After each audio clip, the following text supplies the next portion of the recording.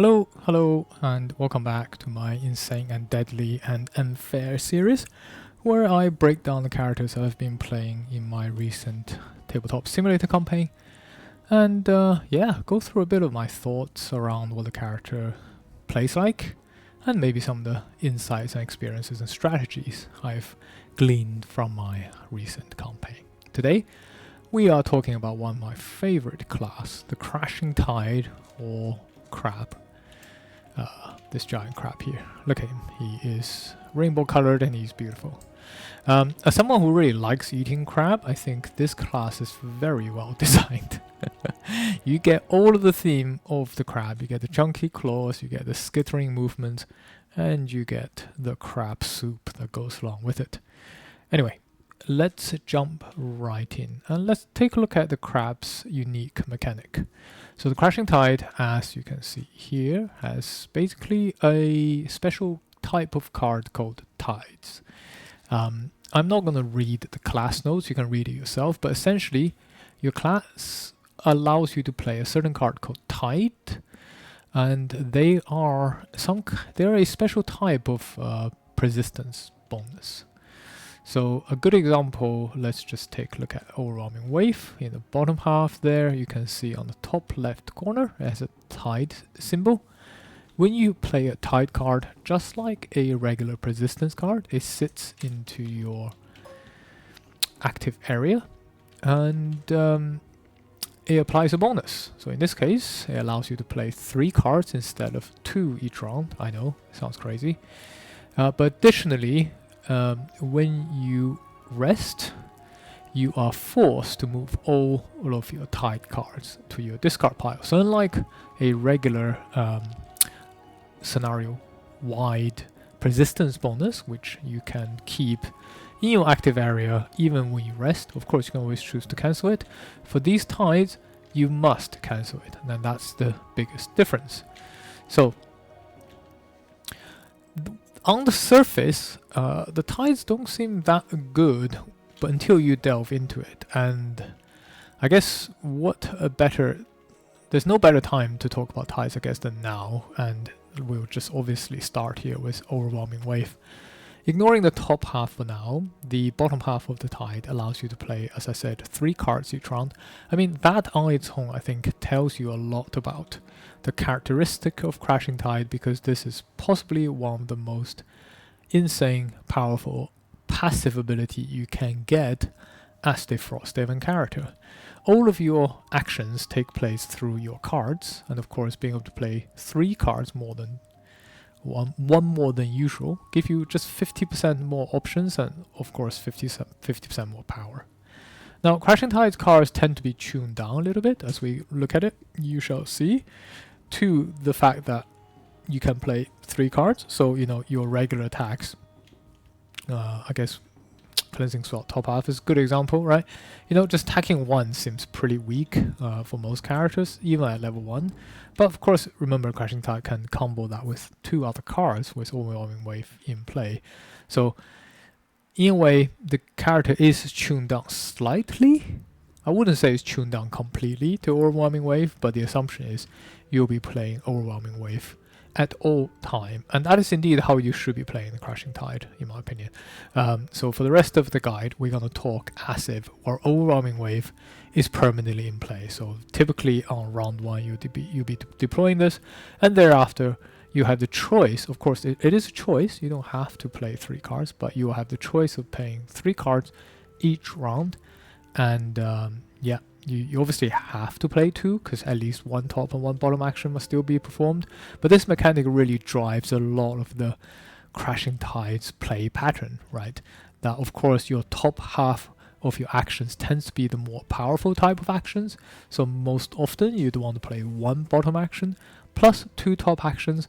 So your bottom action actually becomes even more valuable for the Crashing Tide than the other players, because you really want to have a good bottom action that pairs with your top actions that allows you to get maximum value out of your top actions. In addition, because you have the option to play 3 or 2 cards, you will never ever have a situation where you have extra cards lying around your hand unless you've accidentally messed up, because you can always choose to play odd or even number of cards each round. This makes Crashing Tide a very, very efficient character, which also means the typical items like Stamina Potion doesn't really make a lot of use for you, because you can always choose to play odd or even number of cards to even out your hand, assuming again you've played Overwhelming Wave. Not much to say really about other tides, other than that generally tides, just like the bottom half of Overwhelming Wave, tends to give you some kind of bonus. I mean, for example, top half of Rancid Brine allows you to have poisoned all your attacks, so that unlike other characters which starts the rest cycle strong because you have the most of the options and possibly most of your powerful cards ready to go, Crashing Tide tends to get stronger later on in the rest cycle. So just as the rest of your team is petering off as they have to play the dredge of the last 2 cards in their hand, you now having multiple tides deployed with their cumulative bonus in play, you can execute a really, really powerful last round action as the Crashing Tide. So as a Crashing Tide, you sort of naturally compensate one of the biggest weakness of most Frosthaven teams, which is towards the end of round 5, round 6, everybody else is dropping off in power and needing to long rest, whereas you are just really getting started, and that plays really well into many of the scenarios that you shall see, because having one character compensating the rest of team's weakness really, really runs off on higher level difficulties. I think final thing probably worth saying is your bottom half tide always generates dark, and your top half tide always generates lights. And indeed, if you flip over to the back side of the Crashing Tides player mat, you'll see that you have elemental affinities for light and dark, which is pretty true, I think. Although in my opinion, most of the time you are more reliant on light than you are reliant on dark, but maybe that's just my playstyle.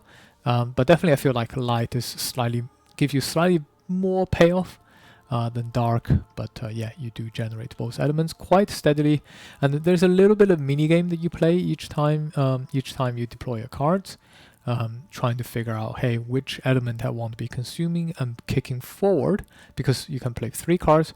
You're often in a position where you can both consume and generate the same element for the next round. I think complexity of 3 is probably fair.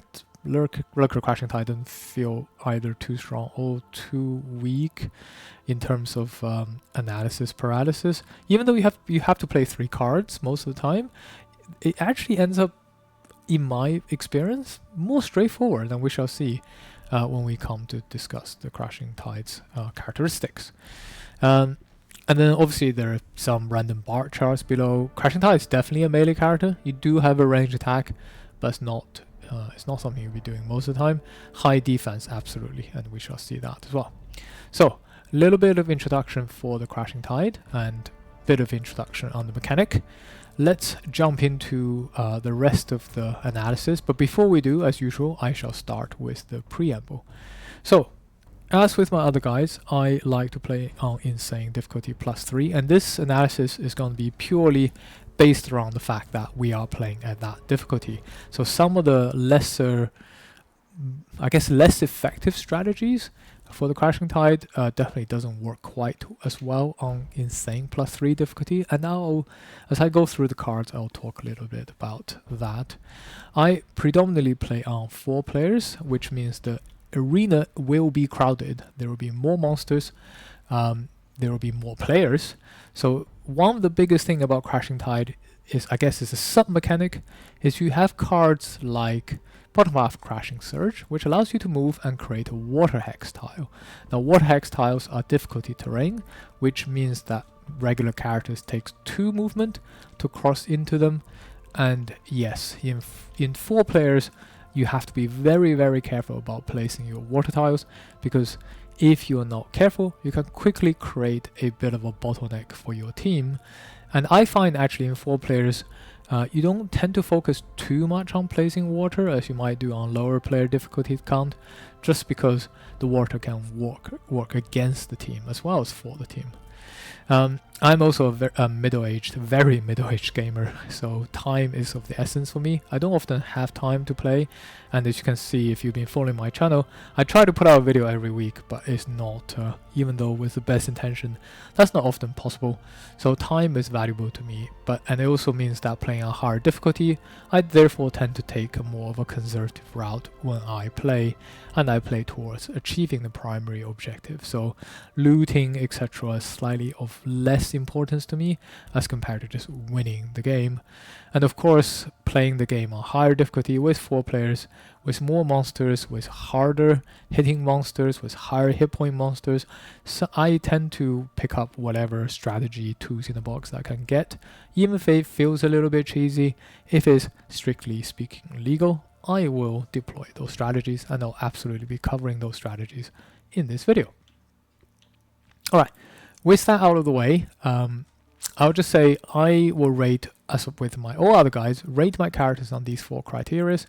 And as I said, because I play to the primary objectives, these 4 criteria, in my opinion, tends to be the primary objectives of most of our Frosthaven scenarios. And they are kill, survive, retreat, and escort. I don't think I need to go into too much detail on what these things mean. Suffice to say, if you've played enough Frosthaven, you will have seen at least one of these conditions, or maybe overlapping conditions, occur in your scenario objectives.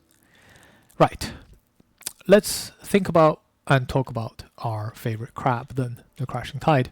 So, unlike the character mat, which lists Crashing Tide as armored, chaotic, and strong, armored I can see, but I definitely don't feel like Crashing Tide is chaotic. Maybe a little bit bipolar. We'll definitely talk about that. I tend to think of Crashing Tide, and I, as with my other guys, I list 3 characteristics of the people who I think will probably most enjoy playing the Crashing Tide, and they are Protector, Predictable, and Brave. So your typical paladin warrior type of players would absolutely enjoy playing the Crashing Tide here.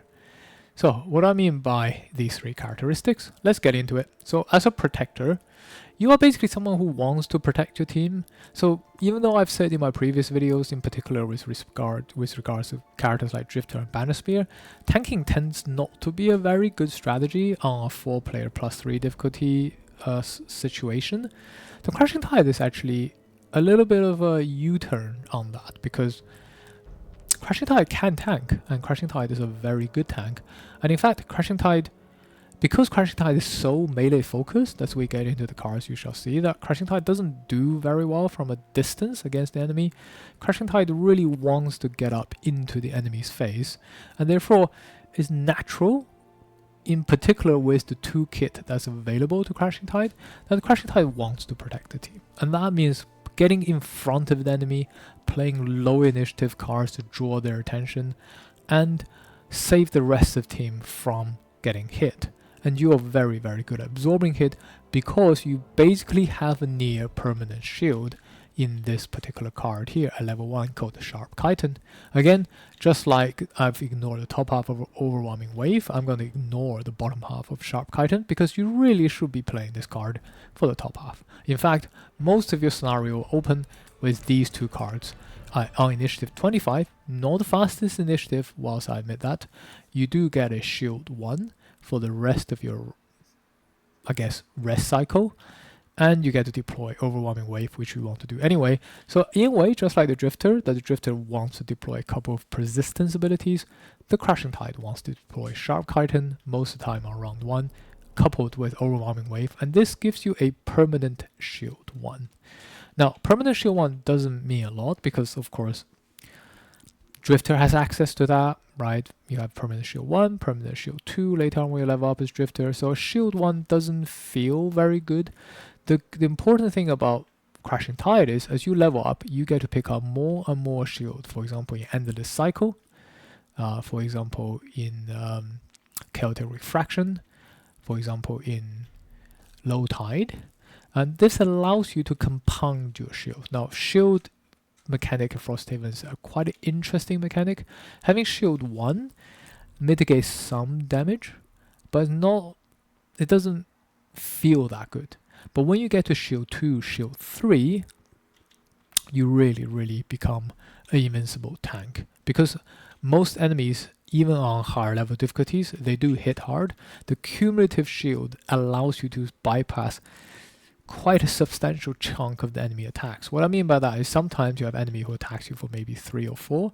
Having one shield means you're still taking 2 to 3 damage in that case, but having 2 or 3 shields can negate that attack completely.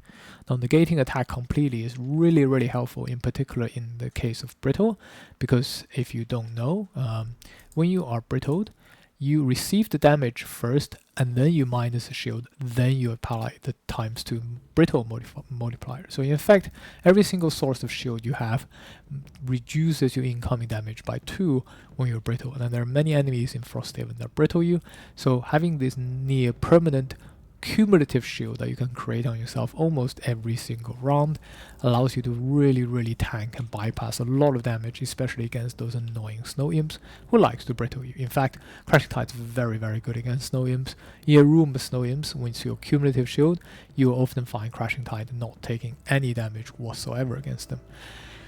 The flip side of that is you are weak against Pierce, and it's kind of funny because the Crashing Tide being a lurker, it's actually quite weak against other lurkers, because most of the lurkers have ability that allows them to pierce you and allows them to multi-target your team. So, in fact, up against the lurkers, you sometimes suffer if you try to tank too hard, because they can not only can they hit other members of your team anyway, they often will bypass your shield. And when you're up against piercing enemies, the Crashing Tide will find itself very quickly on the losing side of the trade, because your shield abilities are completely bypassed. Not only that, you don't have a lot of ways of recovering once you get to a lower health, and we shall get to see that. You do have self-heal, don't get me wrong, you have probably one of the best self-heal in the game, but that's very important to be coupled with your permanent shield to allow you to stay on the front line for a long time. Unlike the Drifter, who can potentially step back and do some range attack, Crashing Tide really doesn't have that option. So once you are too low of hit point that you can no longer run up to the enemy, your attacks effectively become disabled because you don't have you don't really have any range attacks. Crashing Tide does have a heavier armor perk, just like the Drifter, and it's very, very much encouraged that you go into that route wearing some of the heaviest armor that you can find in the game to help you tank even further. And finally, as I said, you can create water tiles. Now, water tiles can be used to mitigate damage. A very good example is the one I've created here, where you have a lines of enemies. Let's just call them melee, even though I know the priest is not melee, but let's assume these are melee enemies. The water tiles are very good at fighting and mitigating damage from melee enemies who have a lower movement. So I should have found a better example, but there are many examples of melee enemies that are like that in this game, and creating something like this will be really helpful. So even though there's an empty space here, as you can see, if number 1 were to move, it basically cannot move. If number 2 were to move, it basically cannot move. And even if number 4 wants to move, because this is 1, 2, 3, 4, right? Effectively, it will just not move. So by doing something like just a double hex of water tile, you can prevent a lot of damage, because these guys just, if the initiative order works in your favor, these guys are just not queuing here, and this guy obviously won't move because he'll just attack you here. So you can have round after round after round where you might be up against a lot of enemies and there is definitely empty space for them to hit you. Most of them just will not move. And by doing this, right, if you have like ranged allies sitting behind you, you can really abuse the situation and mitigate a lot of incoming damage just by creating a couple of water tiles to bar the way of the enemies. So don't underestimate the water tiles. I find often they're best used, and because Crashing Tide is very good at creating 1 hex water tiles, it's best used to put them down in choke points to reduce the ability for the enemies to move through. In fact, very often it's good to leave the open hex to create a water tile on the empty open hex, so that they want to move there, but they just physically cannot because they're blocked by their friends. And that's a very good way for Crashing Tide to tank a lot of enemies in one go. Now, having said that, as I said before, I find 4 players is a bit of a tricky situation for the water tiles, because unlike the trap tiles or hazardous terrain tiles, right, where the worst thing the team can do is just, hey, sacrifice some HP to get to where they need to get to, the water tower can really help, can really hinder your team's movement. In particular, if you have a character like a Bone Shaper with a lot of skeletons running around, the water tower can just mean that none of the skeletons move at all because of their movement value is so low. So you definitely want to be really careful about placing water towers. In fact, I think on a 4-player game, you should not be leaning into the so-called water build so much, because having too much water around can really become annoying for the team to plan around. Right. So let's talk about predictable then. Well, as you've seen already with Crashing Tide, and I think 99% of the time you'll be playing these 2 cards on your first round, the rest of the rounds kind of play themselves, because the Crashing Tide I find really deviates from this game plan of deploying Overwhelming Wave first with Sharp Chitin, and then moving into a central position using some kind of movement cards, and then just sequencing out the rest of the rest cycle with tides and attacks. That is essentially it. I mean, yes, sure, you can be a bit reactive, you can be a little bit tricky with some of your attacks, as you will see, but effectively that is what you're doing. You're not making too much of a decision, and that's honestly a good thing in a 4-player game. I often find I don't need to think too much about Crashing Tide, even when I'm playing solo 4-handed, and I've definitely played Crashing Tide in a team where my thinking, my analysis is the fastest of the team member, right? And that's a really good thing, because like I said, time is very important to a mid-age gamer like myself, but also it means that your team will more or less know what you're doing most of the time. And when the initiative order is important, when play order is important for the team to achieve something, especially in 4 players, there's just a lot of information flying around. Crashing Tide is, for an unlockable character, is definitely one of those simpler ones that you could play, and that I think is a real positive, that you are a predictable frontline tanker, crasher, brawler character that, hey, I'm going to get there, I'm going to stay there, I'm going to fight these guys, I'm going to draw attention. The rest of the team can just carry out their game plan. Especially in my recent campaign, as you've seen, my Crashing Tide is playing with 3 other more or less ranged characters, and it gives the ranged characters a really easy time, because we just know there's a big solid ward in front of you. And even if you're playing with other melee characters like Drifter, Drifter will very much appreciate a Crashing Tide in the team, because Drifter can come off tanking duty. I mean, Drifter can still off-tank, but Drifter can then just focus on doing damage and doing healing and doing movement, all the things that Drifter could be good at. Whereas I would say for somebody who may be thinking about playing Crashing Tide, and I'll talk about this next, like a Striker Blinkblade type of character, as I said in my Snowflake video, on +3 difficulty, you really want to lean into what makes your character great.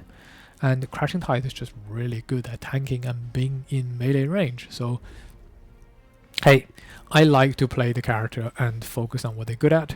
And yeah, even if you're playing with other melee characters, I think most of them would absolutely appreciate having a Crashing Tide on the team because of your protector and predictable nature.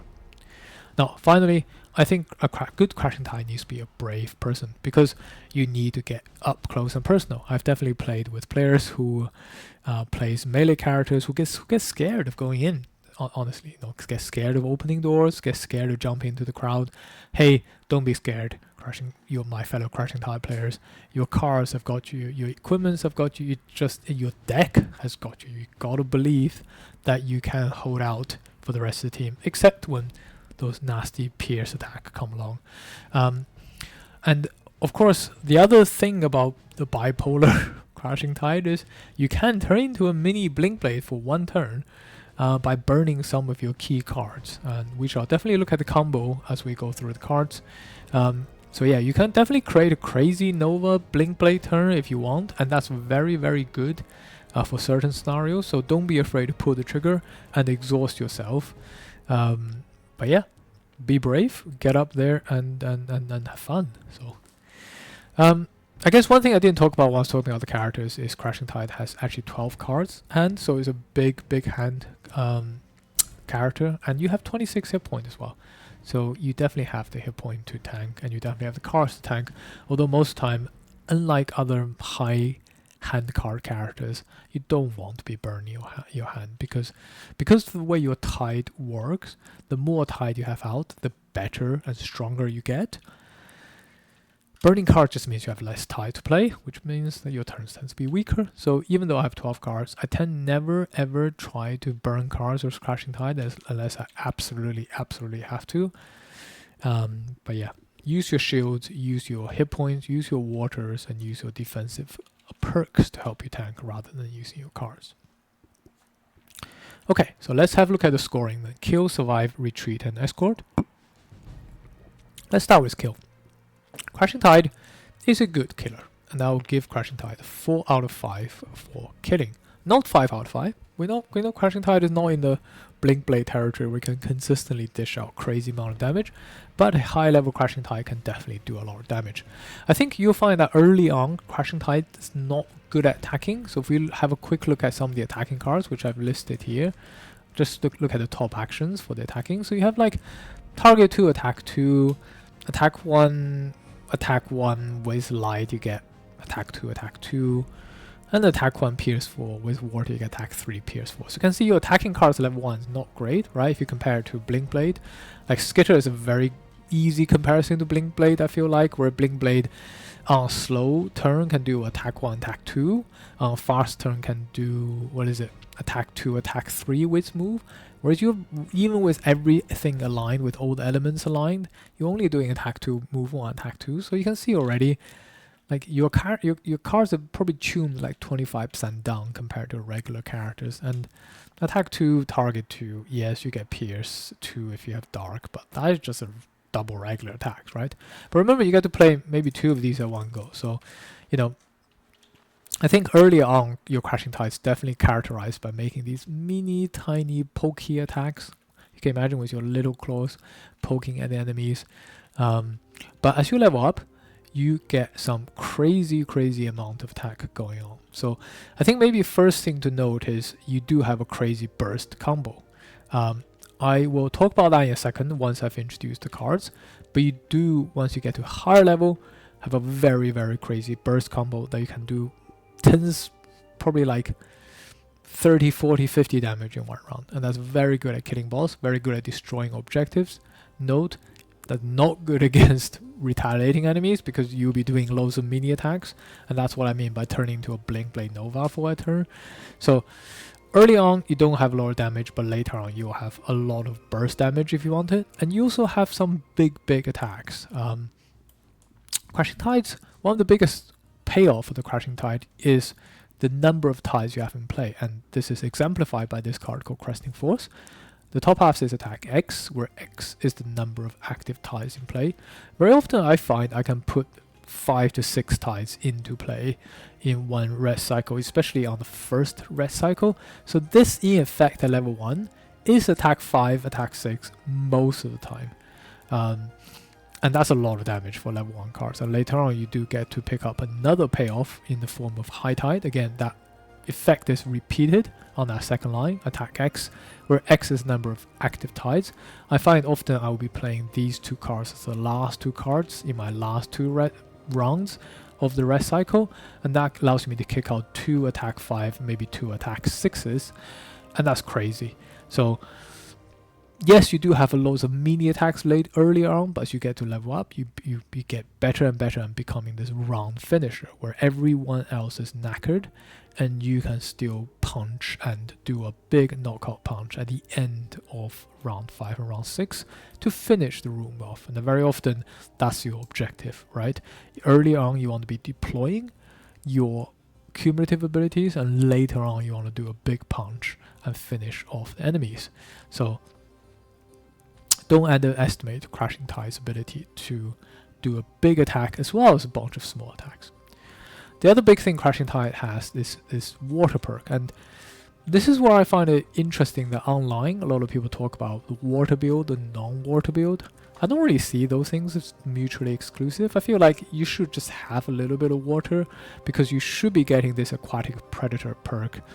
Maybe not early on, but definitely when your attack modifier deck is sufficiently improved, you should be picking this up. And it's worth noting this is a quite expensive perk to pick up. It is a 3-tick perk, but it is absolutely worth it. It says gain advantage on all your attacks performed while occupying or targeting enemies occupying water axis. Basically, if you're on water or if the enemy is on water, you get to have advantage on all your attacks because you do a lot of small attacks and not a lot of big attacks, both of which benefits immensely of you having basically permanent strengthen. And I find the easiest way to have this activated is just to place a water tile on yourself with one of your bottom half abilities. We'll talk about those in a second as well. But yeah, the water perk later on turns you into a crazy attacker because you are almost permanently strengthened in most fights, and you get to hit a lot of people very hard, or you can hit one guy a lot with a lot of +1, +2 modifiers, which translates into a lot of damage. The other thing worth mentioning is the Crashing Tide has a variety of toolkits that can deal with some of the more problematic enemies. Just like Bling Blade in a way, Crashing Tide doesn't really like enemies with Retaliate. I've mentioned that already, because you're doing a lot of small attacks, right? Yes, you do some big punchy attacks, but most of the time you're doing small attacks, and those small attacks really suffer from the enemy having Retaliate, and obviously it will normally also suffer from the fact that enemies have shield, but you have a very good way of countering the shields in the form of Shock, which gives you a permanent pierce to and wound to all of your attacks. It's a Tide. You also have cards like this, Rancid Brine, which adds poison to your attacks. So between the poison, the wound, the pierce, you have a very good way of dealing with those nasty shielded enemies, but you do not have a way of dealing against retaliating enemies, unfortunately. Those you're just going to have to tank through your massive hit point pool. You do also have Retaliate yourself, which is good against target melee enemies with shield. Again, there's another common theme that shield is not really an issue for you, that you can get through it quite easily. Maybe interesting enough, Crashing Tide in a way is weak against other crabs, but also strong against other crabs because you can get through their shields quite easily. You also have push and pull in the form of Cleansing Swell, which allows you to potentially push 3 against 2 nearby enemies. And you have cards like Drawn Beneath the Waves, bottom path, which allows you to drag 3 targets in range 5 for 2. This is probably the most versatile drag, and it is a very good bottom action as well.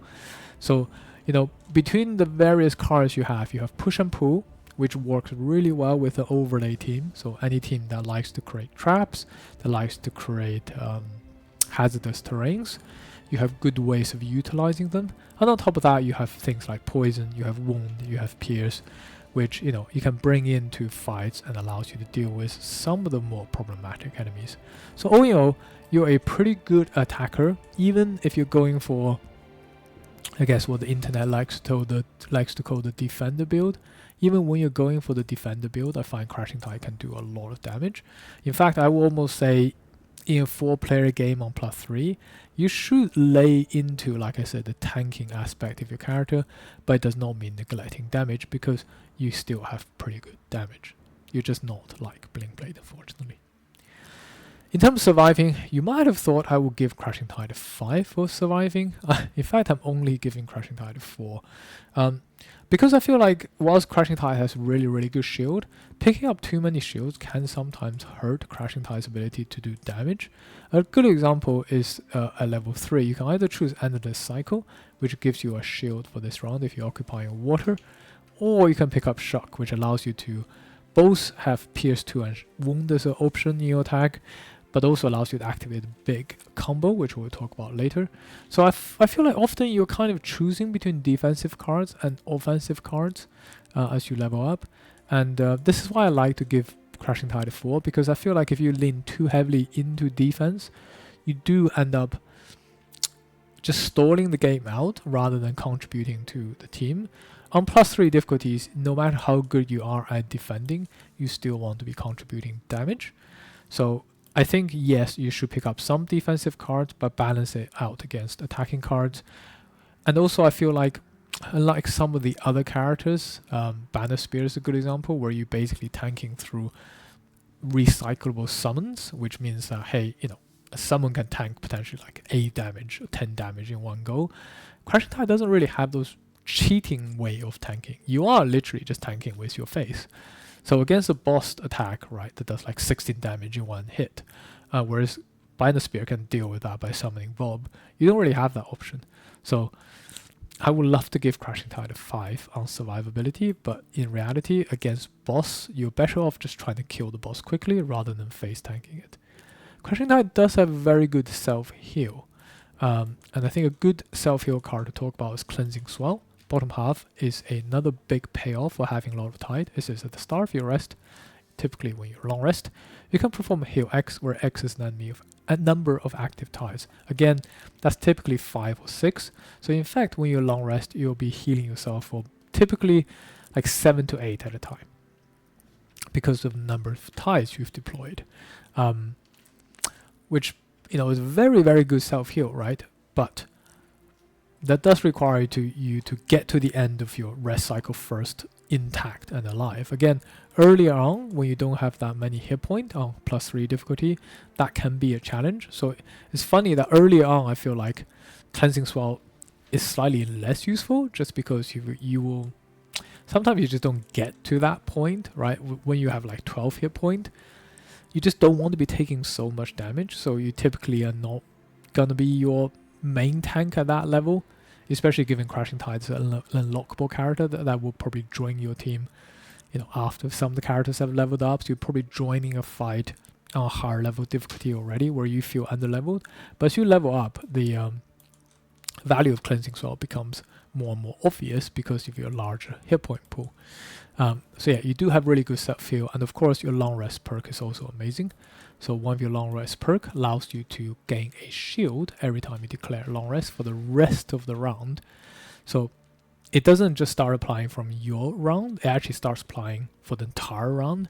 So with Sharp Chitin in play, it just means that every time you long rest, you have shield 2. And you are encouraged long rest, of course, to select your card to get the extra 2 hit points, but you also encouraged because you can have a permanent shield 2, which is very good. So your long rest perk also really helps. So unlike some of the other characters like Bling Blade, who really has to retreat for the long rest, you don't care. You can just shove yourself in front of enemy faces and long rest in front of them, which is fantastic. And on top of that, of course, your perk deck is actually pretty defensive.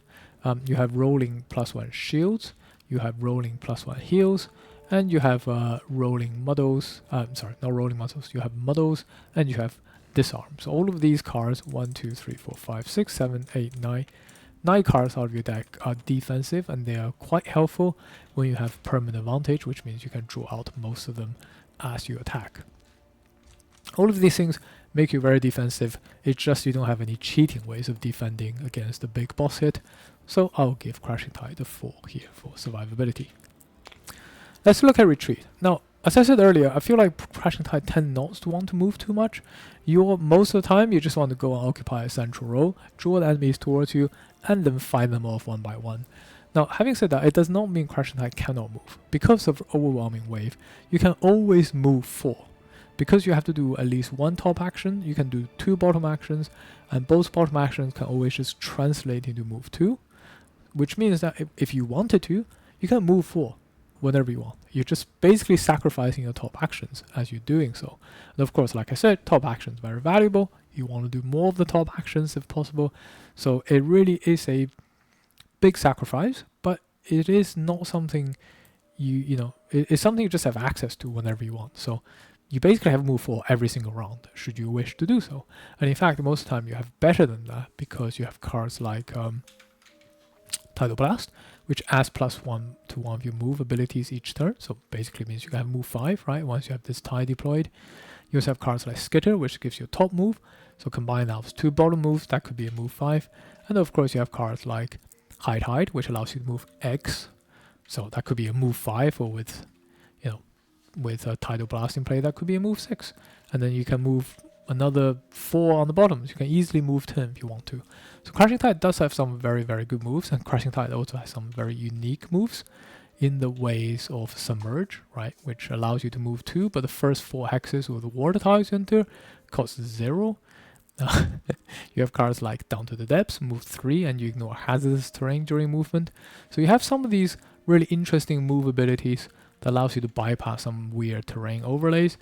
You don't have jump, as an innate ability, unfortunately. Of course, you can always just buy jump boots to compensate for that.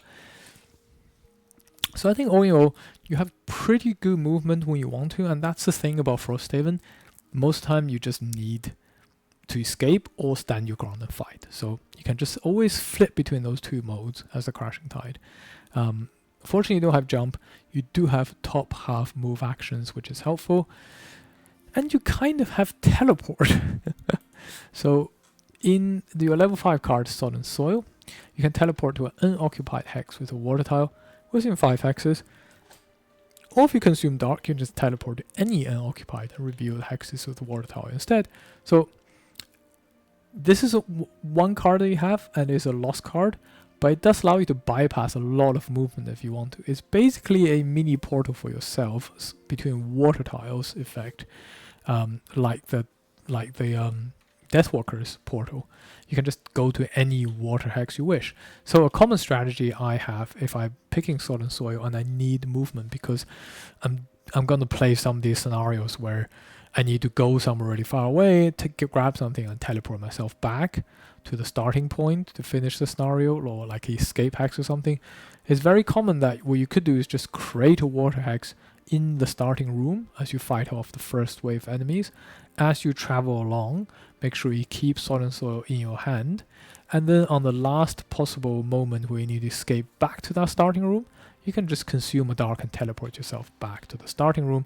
And those scenarios tend to say something like either the entire team needs to escape or the person with a particular objective needs to escape, and you could definitely be the flag carrier in those cases with Sodden Soil. So don't underestimate the crab's ability to teleport if you are picking this card for your level 5 card. It gives you a very good option to return to sender if you need to. Water is one thing also worth mentioning here, because when you're escaping, you're often chased by enemies. I mean, thinking a particular early scenario where you're chased by hounds. Water can really, really help with those scenarios. Although it will be weird if you're playing that scenario with Crashing Tide, I suppose.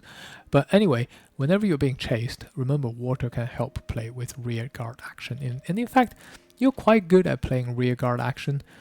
You have another perk called Resilient Shell, which means you cannot be enfeebled, which means your items are always available to you. So don't be too afraid of enemies that can ensnare you. Immobilize you is what I meant. You just pick up item that allows you to ignore immobilize, and you're good to go, because you cannot ever be enfeebled. Your items pool is always available to you. So you can take a bit more of a risk and play the rear guard action, drop some waters to help the team escape. Escort is really where Crashing Tide is weak. Crashing Tide has exactly one team heal, and it comes very, very late in the card called Ebb and Flow bottom half. It's a move 3, heal 3 craze. You may create a water tile on the target that you're healing, and that's really about it. There's no other healing abilities as far as I'm aware. I hope I haven't missed any cards, but I'm pretty sure there isn't any other healing abilities, or in fact any buffing abilities for the team. You don't have ward, you don't have regenerate, you don't have anything else that can help your team with movement either. You're really very much just a, hey, I'm a crab, I do crab things, everybody else get out of my way type of character. So ordinarily I would have given very, very low score for a character like this in Escort, but in fact I find what Crashing Tide can really do is just face tank. You have cards that has low initiatives, and we'll go through these in a little bit, because these are in fact quite, I think, important cards to note for the Crashing Tide. You have cards like on 8 or 9 initiative. Even at level 1 you have 15 initiative cards. And later on you can pick up 8, 9, 10 initiatives if you wish to. You can really get in front of the enemy and just make sure they're glued to you, so that the rest of the team can do whatever they need to do, whether it is to get away or fight or whatever it is that they need to do. In that way, Crashing Tide serves as a pretty good escort, because you can tank, and because you can tank consistently on low initiative with cumulative shields, with self-heal. You can actually hold the choke point off with water and with your great body. You can hold door literally for quite a long time if you wish to, and that I found has been a very valuable asset in terms of escort missions. So I'm giving Crashing Tide a 3 for escort. So 4-4-4-3, as you can see, a pretty powerful character all in all. Nothing to complain about, and a very good character for +3 difficulty. Okay, so let's have a look at cards. But maybe before we look at cards, let's talk briefly about the water build. So I think I often have seen and heard people talk about water build online. I say, hey, and it's funny because I feel like a lot of people's reaction is, hey, I'm not doing a water build, whatever that might mean. I actually find that it's good to do a little bit of water build because you have aquatic predator, and this is just such a powerful perk. I feel like if you were to just complete it, I think if you read a guide online that says, hey, don't worry about water build, or you heard somebody who say, I'm not going to talk about water build, I'm just going to talk about some kind of defender crap build, and then you think, okay, I'm not going to look at anything with water in my deck, I'm just going to ignore it completely. I think then you're missing out one of the most amazing thing about the Crashing Tide, which is this aquatic predator perk. It's really hard for me to just tell you without you having experienced it how good this perk is, but I guess if you played enough Haven games and you felt the power of strengthen, imagine you have permanent strengthening on everything, and it's just amazing. Like, I think if you're playing crab, you almost deny yourself a certain level of joy if you don't embrace the aquatic side of your crab life. And I think you absolutely should sacrifice the 3 perk tick. Maybe not too early on. I think early on you still want to improve your deck, but once you have a sufficient number of these top bits ticked, definitely sink 3 into here and pick up this aquatic predator perk, which means that I think naturally you want to play a little bit of water in your deck. So I think this on its own is probably worth picking out the water stuff already, but let's just have a quick look at the payoffs that you have on the water build. So let's start with the non-loss payoffs. I think probably the best one is Submerge and Endless Cycle. But let's talk about the level 1 cards first, and we'll talk about the level up cards. So Submerge, what is the payoff here? The payoff here really is on the top half. It turns a attack 1 Pierce 4 attack into attack 3 Pierce 4 attack, which is pretty good, but it requires a target to be in water. I think this is, if this just simply said if you need to be in water, I think it would be great, and I would be probably picking this card more often than not, in particular because, and we'll talk about this as well, the crab doesn't have many enhancement options, and Submerge is actually a pretty decent enhancement option. I just wish they said if you were occupying water when you're doing this attack. Unfortunately, this payoff doesn't always end up paying off for me, funny enough, because the way aquatic predator is worded, right? Either you need to occupy the water, or the enemies need to occupy the water. Now, if you're fighting multiple enemies, as often is the case with Crashing Tide, because you're up there in front of an enemy, is the easiest way to do this is just put yourself put water underneath yourself, rather than trying to ensure every single target is underneath of water.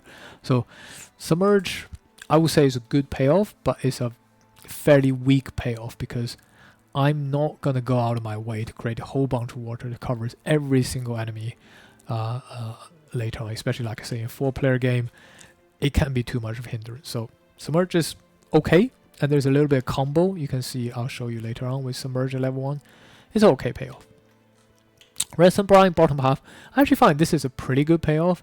Often as the big crab, you are just struggling to find good bottom half action, and whilst the top half action feels like it just makes more sense and is better than the bottom half action, remember this applies poison to all your attacks, which is good, but if you're most of the time on +4 difficulties, you just want to kill one enemy at a time very quickly to reduce incoming damage for the team, right? Because if you spread your damage, you're still taking the same amount of damage back from the enemies, whereas if you kill one enemy, then you get to take just less damage overall from the enemy team. So spreading poison sounds good on paper. In reality, most of the time you just want to be focusing on one guy at a time, and the entire team wants to do that, focusing on one guy at a time.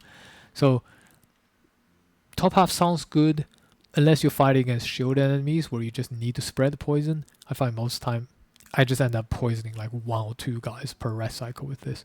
Whereas you could just get that effect immediately with Rancid Brine bottom half, because you can just poison enemy, potentially 2 enemies, and it's a self-fulfilling combo because you create a Vortex first, and then you poison enemies occupying water next to you, right? So you immediately apply the poison, and then with your 2 other cards, you can execute 2 top half attacks that takes advantage of this poison.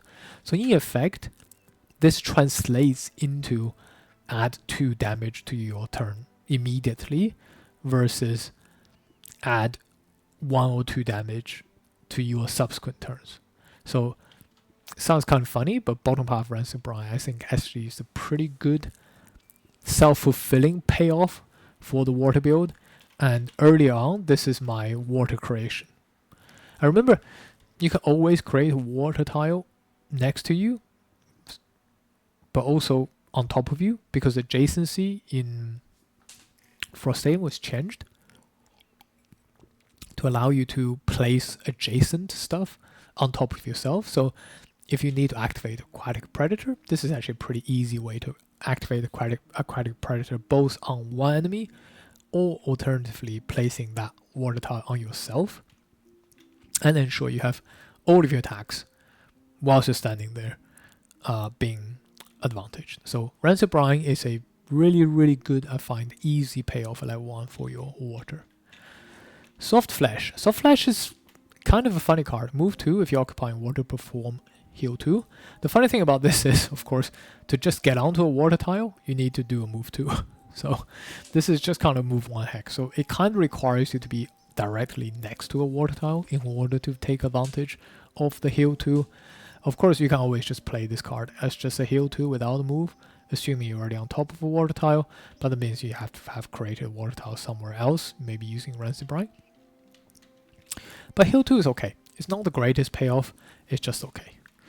End of the cycle, like I said, is probably the other big payoff for water. Is a level 3 pickup. Move 3, which is great. Like I said, moving 2, it's kind of sad in terms of getting onto the water tile. But moving 3 definitely changes the equation a bit. It means you can move 2 hexes into a water tile, and then you can get shield 1. And then, like I said, cumulative shield is great. Initiative 8 is fantastic, right? You can pair this with 2 other top half cards that allows you to do attacks at very fast initiative. So you can run into an enemy, get your shield, assuming you land on a water tile, do double attacks. Unfortunately, you can't do anything that allows you to create water using the top half abilities. I don't actually think you have that type of ability. But anyway, it does mean you need to have water first. But even without water, let's say sometimes you don't get this shield 1, just moving 3 is still okay, right? Moving 3 at initiative 8 is still okay. So I think if you are doing a little bit of water in your build, this could be a good pickup. Unfortunately, as we go to look at the leveling up cards, this is up against Shock.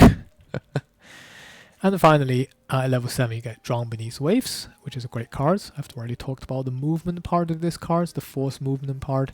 You do get to make sure all enemies within range 5 occupying water suffers 2 damage. Now that is fantastic. This is probably the biggest and weirdest payoff for your non-loss water cards. Remember, it's all enemies within range 5, right? So it's not just like the enemies you've dragged. Of course, you can drag enemies onto water tiles. And remember, when you drag enemies onto your difficult terrain tiles, they don't need 2 movement points to enter. You can drag 2, and you can just move that guy through 2 hexes onto a water tile, because force movement ignores the difficult terrain penalty for movement, because it's not a real movement. So it's very easy to drag enemies onto water tiles, assuming you've created one near you, and make them suffer 2 damage.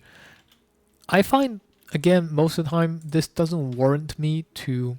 I guess it's just like end of the cycle. I'm happy to just play this at movement 3, initiative 8. Similarly, I'm happy to just play this at initiative 9, dragging enemies into me, or dragging them through traps into me, or dragging them through hazardous terrains into me. The bottom bit of this water payoff doesn't necessarily make this card the reason you pick this card. It's just a nice payoff. Of course, in some scenarios where there's a lot of water, this can translate into a massive amount of damage, but I wouldn't go out of my way to create water just for this. So I guess what I'm trying to say is, if you look at all of the non-loss benefits, right, you're really looking at Rancid Brine and Restless Cycle as your consistent payoff that you want to achieve. The rest of it is kind of like, 2 damage there, 2 heal here, 2 damage there. It's not really warranting justify enough for you to pick up a lot of water creation cards. It's more important that you probably just use Rancid Brine early on as your water activation. Right, you can do this, and then you can do that next turn to give yourself a shield if you want. Or you can do this, attack enemy with poison, with advantage.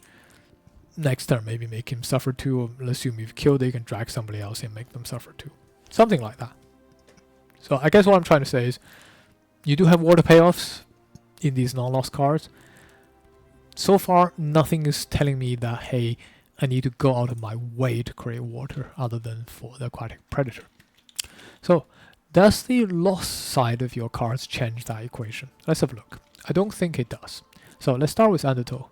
Level 1 card, it says 1 adjacent normal elite enemies occupying water gets banged. Now, Bang is a really, really powerful condition. If you haven't seen this before, here it is. This is Bang. Suffers 10 damage at the end of next turn when removed.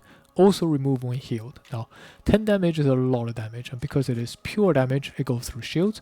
You don't generate retaliate. So ordinarily, I would have said this is a very, very good way of dealing with shielded enemies and retaliating enemies, which sometimes you struggle with. But unfortunately,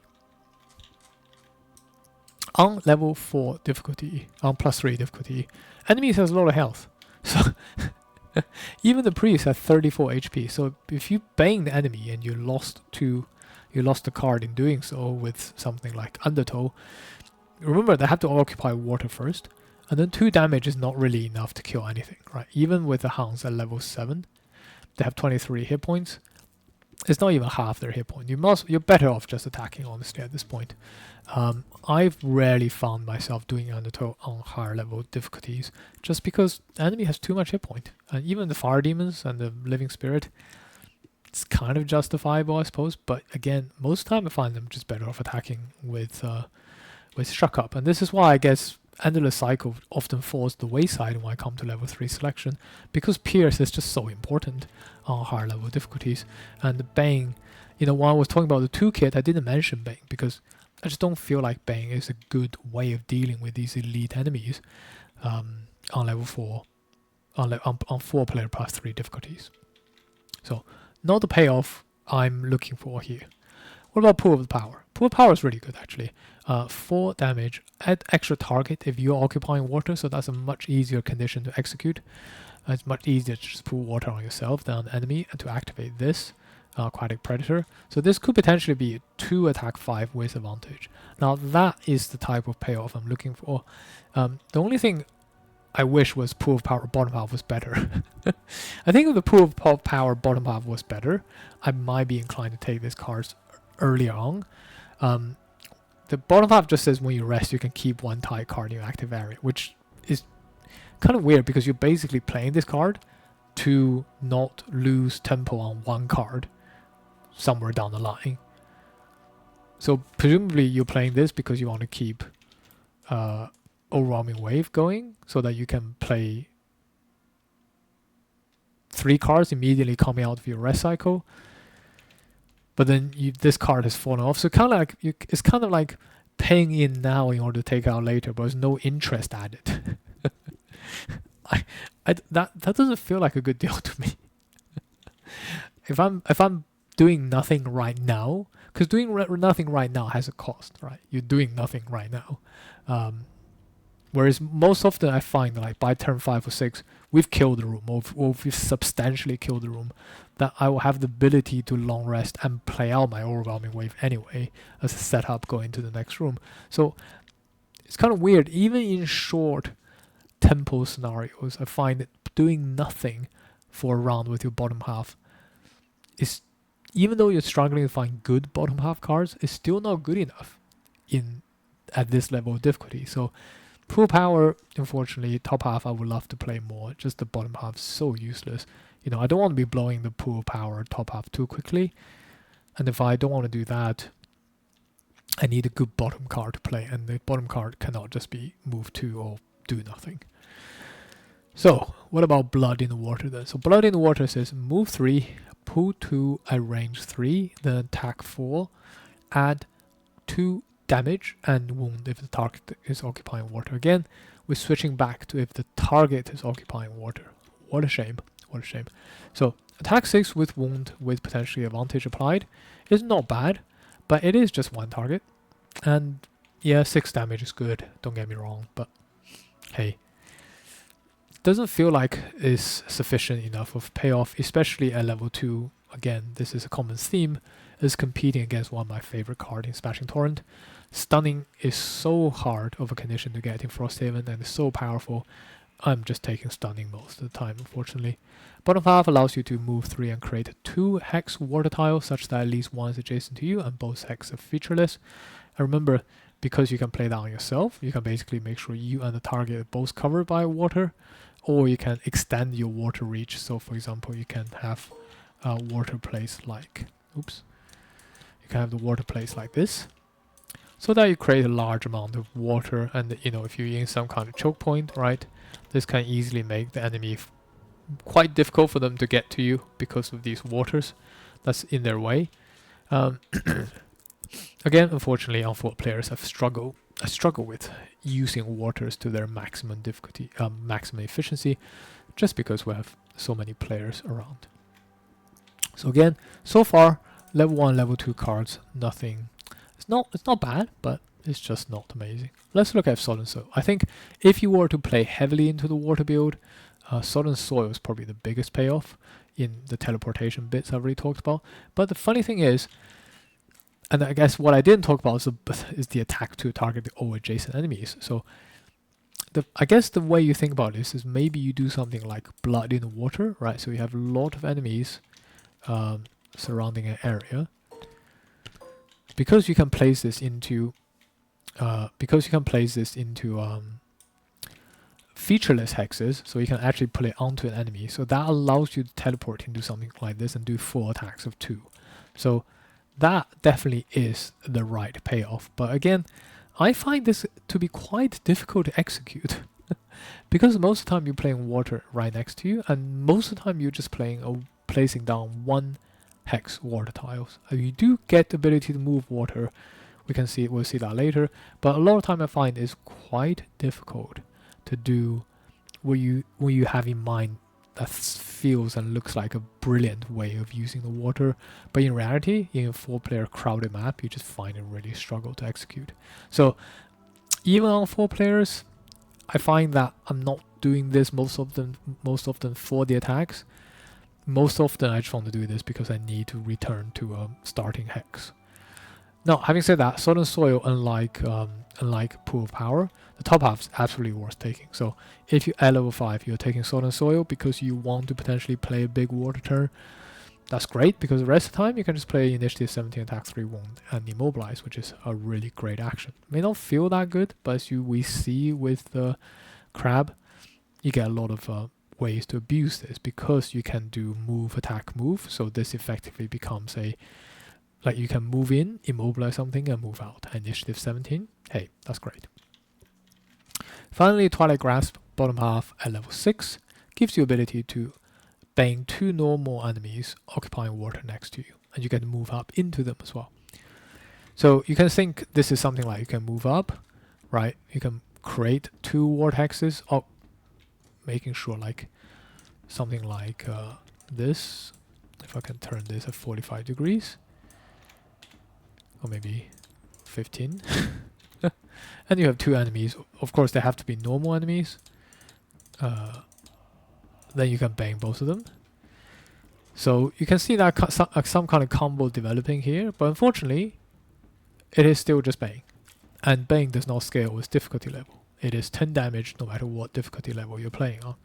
That's the real shame of bang, because right at like level 4, a 10 hit point bang, assuming you've tapped them a little bit, will basically kill an Algox Priest at normal difficulty and normal grading for the monster. But at level 7, that's not even half their hit points. So again, I think bang as a mechanic feels kind of sad, because it's just a mechanic that does not scale with difficulty level. Now, having said that, I do want to caveat myself, if you have a character that can apply brittle in your party, Bane becomes that much better, because then that's 20 damage. Now 20 damage is nothing to be scoffed at, even at +3 difficulty level, because 20 damage, you know, can almost one-shot a normal archer. Not quite, but almost get you there with a normal Algox Priest. So if you have a character who can apply Brittle consistently, I'm thinking for the starting characters, Geminate is a good example. Geminate and Crab can absolutely turn Bane into a crazy mechanic, and that's why I feel like it's worth the loss, and it's probably worth investing a little bit of water creation in order to enable those things from happening if you are fighting in a very high tempo scenario. So all in all, what do I think about the water build? I wouldn't go out of my way to pick up every single water card in the deck, just because you can see here, I don't think the payoff here is consistent enough, easy enough to set up for you to really get the most benefit out of the water. Having said that, you still should play a little bit of water with Aquatic Predator, so that probably means picking up 1, maybe 2 cards at most that allows you to create water in your 12 card hand size, and then maybe picking up a few cards, maybe 1, maybe 2 cards that allows you to take advantage of water. What I'm thinking about, something like Rancid Brine early on is a great pickup. Submerge early on is a decent pickup because these two combo with each other in a way. This can convert this attack into attack 4, Pierce 4, right? If you put this water on enemy. Rancid Brine obviously also works really well with like Endless Cycle, and then that kind of works really well with Drawn Beneath the Waves as well, right? So within these cards, you know, Rancid Brine is already in your deck. You don't need to go away to pick it. Maybe pick up like a couple of these. Then you have a pretty good tight little triangle of cards that allows you to use water and take advantage of this perk. On the loss side, I think quite natural to pick up Southern Soil, quite natural to pick up Twilight Grasp. This is it's not like you're going out of the way to pick up water. I probably wouldn't go out of my way to pick up Blood in the Water because I don't feel like the payoff is all quite there. But hey, if you want to, good for you, you know. Like none of these cards I'm going out of my way to pick up just because of the water side. I'm picking up because the other side of the card is also good enough. So all in all, water build, I don't know what that means. I just think you should play a little bit of water and add a little bit of a spice to your life. Okay, water build discussion out of the way. Let's have a look at the actual cards then. So, as usual, I will pause after I've covered the level 1 cards to give my throat a little bit of rest, and then we'll come back and do the rest of the cards. So let's start with the level 1 cards. So, Overwhelming Wave. I think I've talked about this already, and I've talked about its pairing with Sharp Chitin. I'm not going to repeat it, other than to say that right off the get-go, you get to create both light and dark, which is great. It means on round 2, you can immediately activate all of the funny, like Pierce 2, Push 1, Attack 1, Attack 1. Very often, Skitcher is my second round card because I get the maximum effect to absorb both light and dark from the first round generation. And I think really this is most of the time how you should be opening your game with Crashing Tide. And I find often, no matter what the situation is, you could be stuck in the middle of no man's land on a weird after long rest cycle opening round. I still want to do this. So, yeah. Sharp Chitin, All-Round Wave, they pair really well with each other. Now, it does mean that the other side of these two cards don't often get played. And you can see there's no opportunity to improve Sharp Chitin. I wish they at least put a thing that lets me maybe generate additional element if I wanted to. Like maybe I can generate light here as well. That would be great. I don't know. But they gave you no way of improving, enhancing either side of these cards, which is, I guess, fair enough. Overwhelming Wave, the top half, is actually objectively a pretty good card. It's just in the context of Crashing Tide, you'll almost never, ever really play this card. I guess theoretically, later on in the rest cycle, as you have less and less cards, the need to play 3 cards each round dwindles because you just have less and less cards to play, right? Like if you play this card and you get to play multiple 3 cards round, that feels great. But if you only get to play like 1 3 cards round, that feels terrible. So maybe you should be playing Overwhelming Wave for the top half. But to be honest, I've just never really seen myself in that situation. Even later on in the game. Most of my games on +3 difficulty with 4-player number of monsters tend to last between 20 to 26 rounds. And by the time I get there, I still find Overwhelming Wave bottom half is still good enough. So I think unless the game is really lasting like the 30 plus rounds, you're probably not going to really see the top half Overwhelming Wave come into play too much. Like I said, objectively is a good card. It's just most of the time, the bottom half is just so much better. And Sharp Kite and bottom half again. I mean, really, move 1 over adjacent enemies suffers 1. Yes, it could be improved. Yes, this could be improved. But hey, are you really going to be doing this? I mean, I don't know. I move 1, everyone suffers 1. I mean, yes, of course, you do get to move 2 as well before this, because presumably you've deployed Overwhelming Waves. You can move 3. You can play 3 cards, so you can have another move 2 here. So this is kind of like a move 3, everybody suffers 1. But to sacrifice 2 bottom cards to achieve this effect, not quite worth it for me, to be honest. So I just find the top half and the bottom half, these 2 cards, are just not... You don't see it very often. Let me put it this way. Okay, so then talk about the payoffs. We talked about these 2 payoffs already. Of course, Cresting Force, great payoff. I will always bring this card in, especially early on. I mean, later on, maybe you have substitutes, but early on, this is just fantastic. Like a punch 5, punch 6 to finish off your rest cycle. Amazing. Bottom side, this card is pretty good too. Very often I find, right, because you're always playing the card towards the end of your rest cycle. So maybe by the end of your rest cycle, your team has done such a good job. You guys have drawn like 4 crits in a row.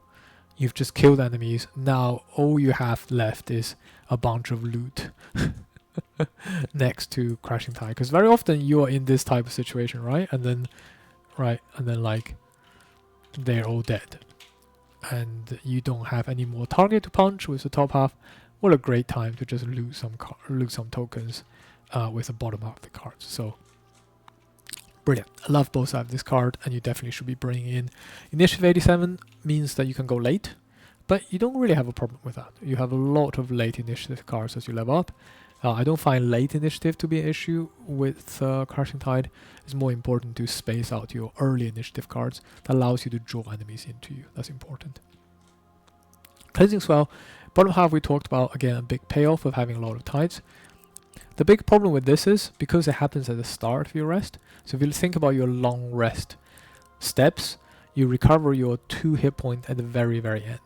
So if you are poisoned going into your long rest, that will basically cancel the effect of your Cleansing Swell. And that is a big problem.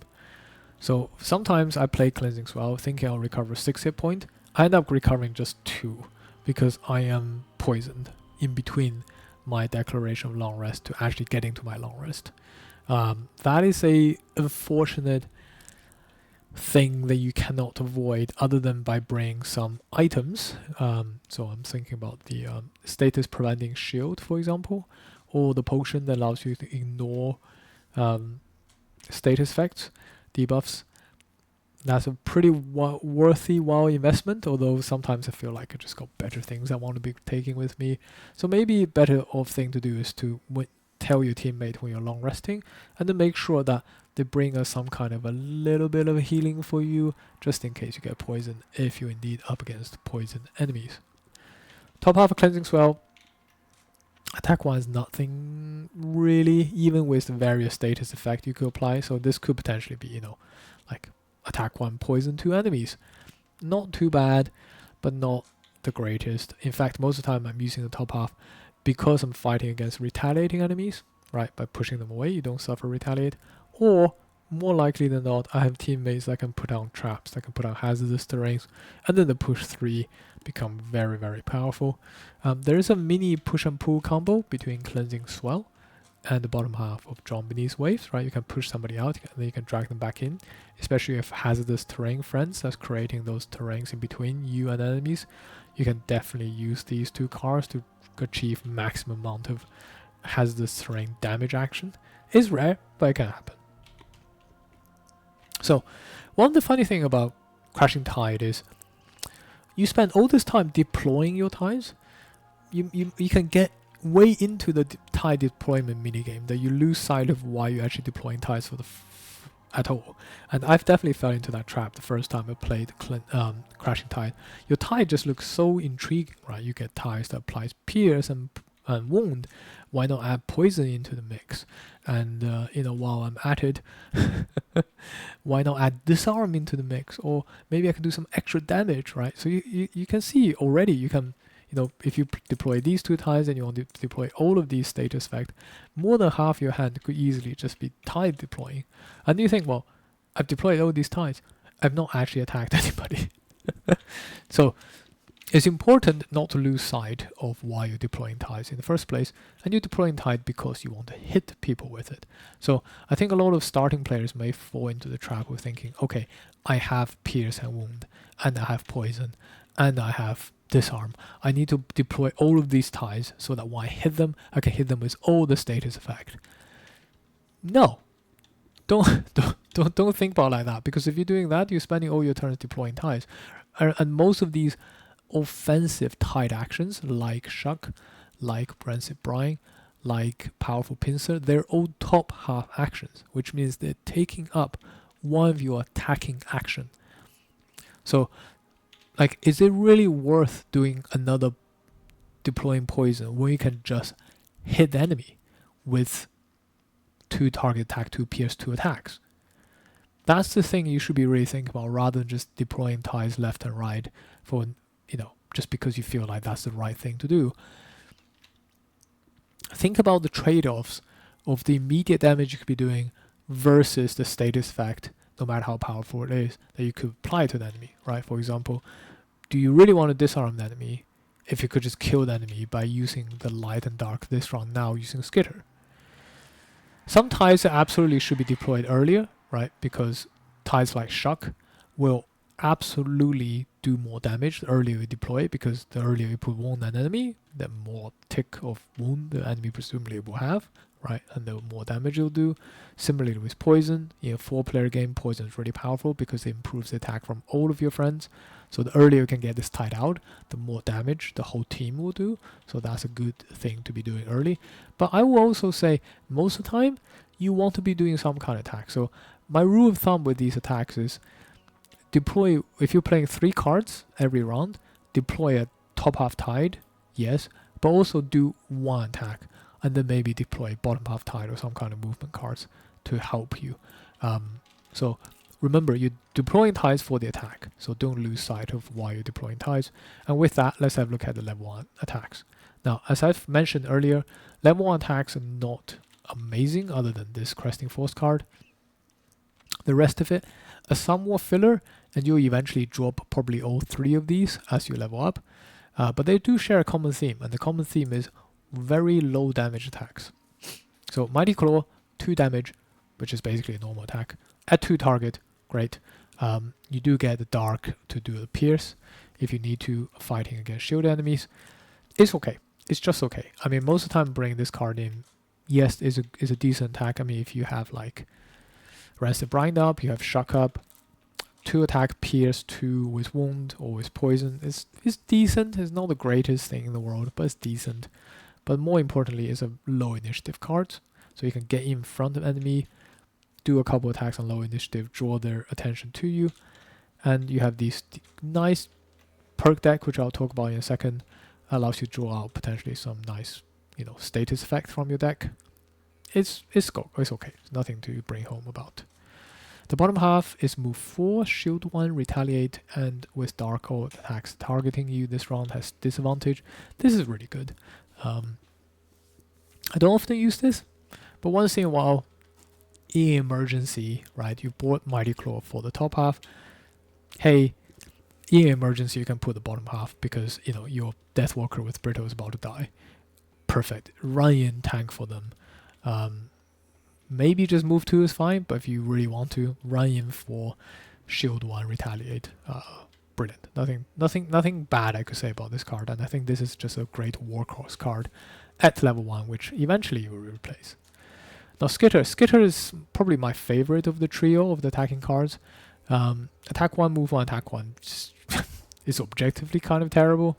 With light and dark, you slightly improve it, although I feel like there's just better outlet for your light and dark most of the time. So as soon as you get other cards that can use light and dark, you're probably not going to be sinking the elements into here if they're competing with your skitter in the same round for the elements.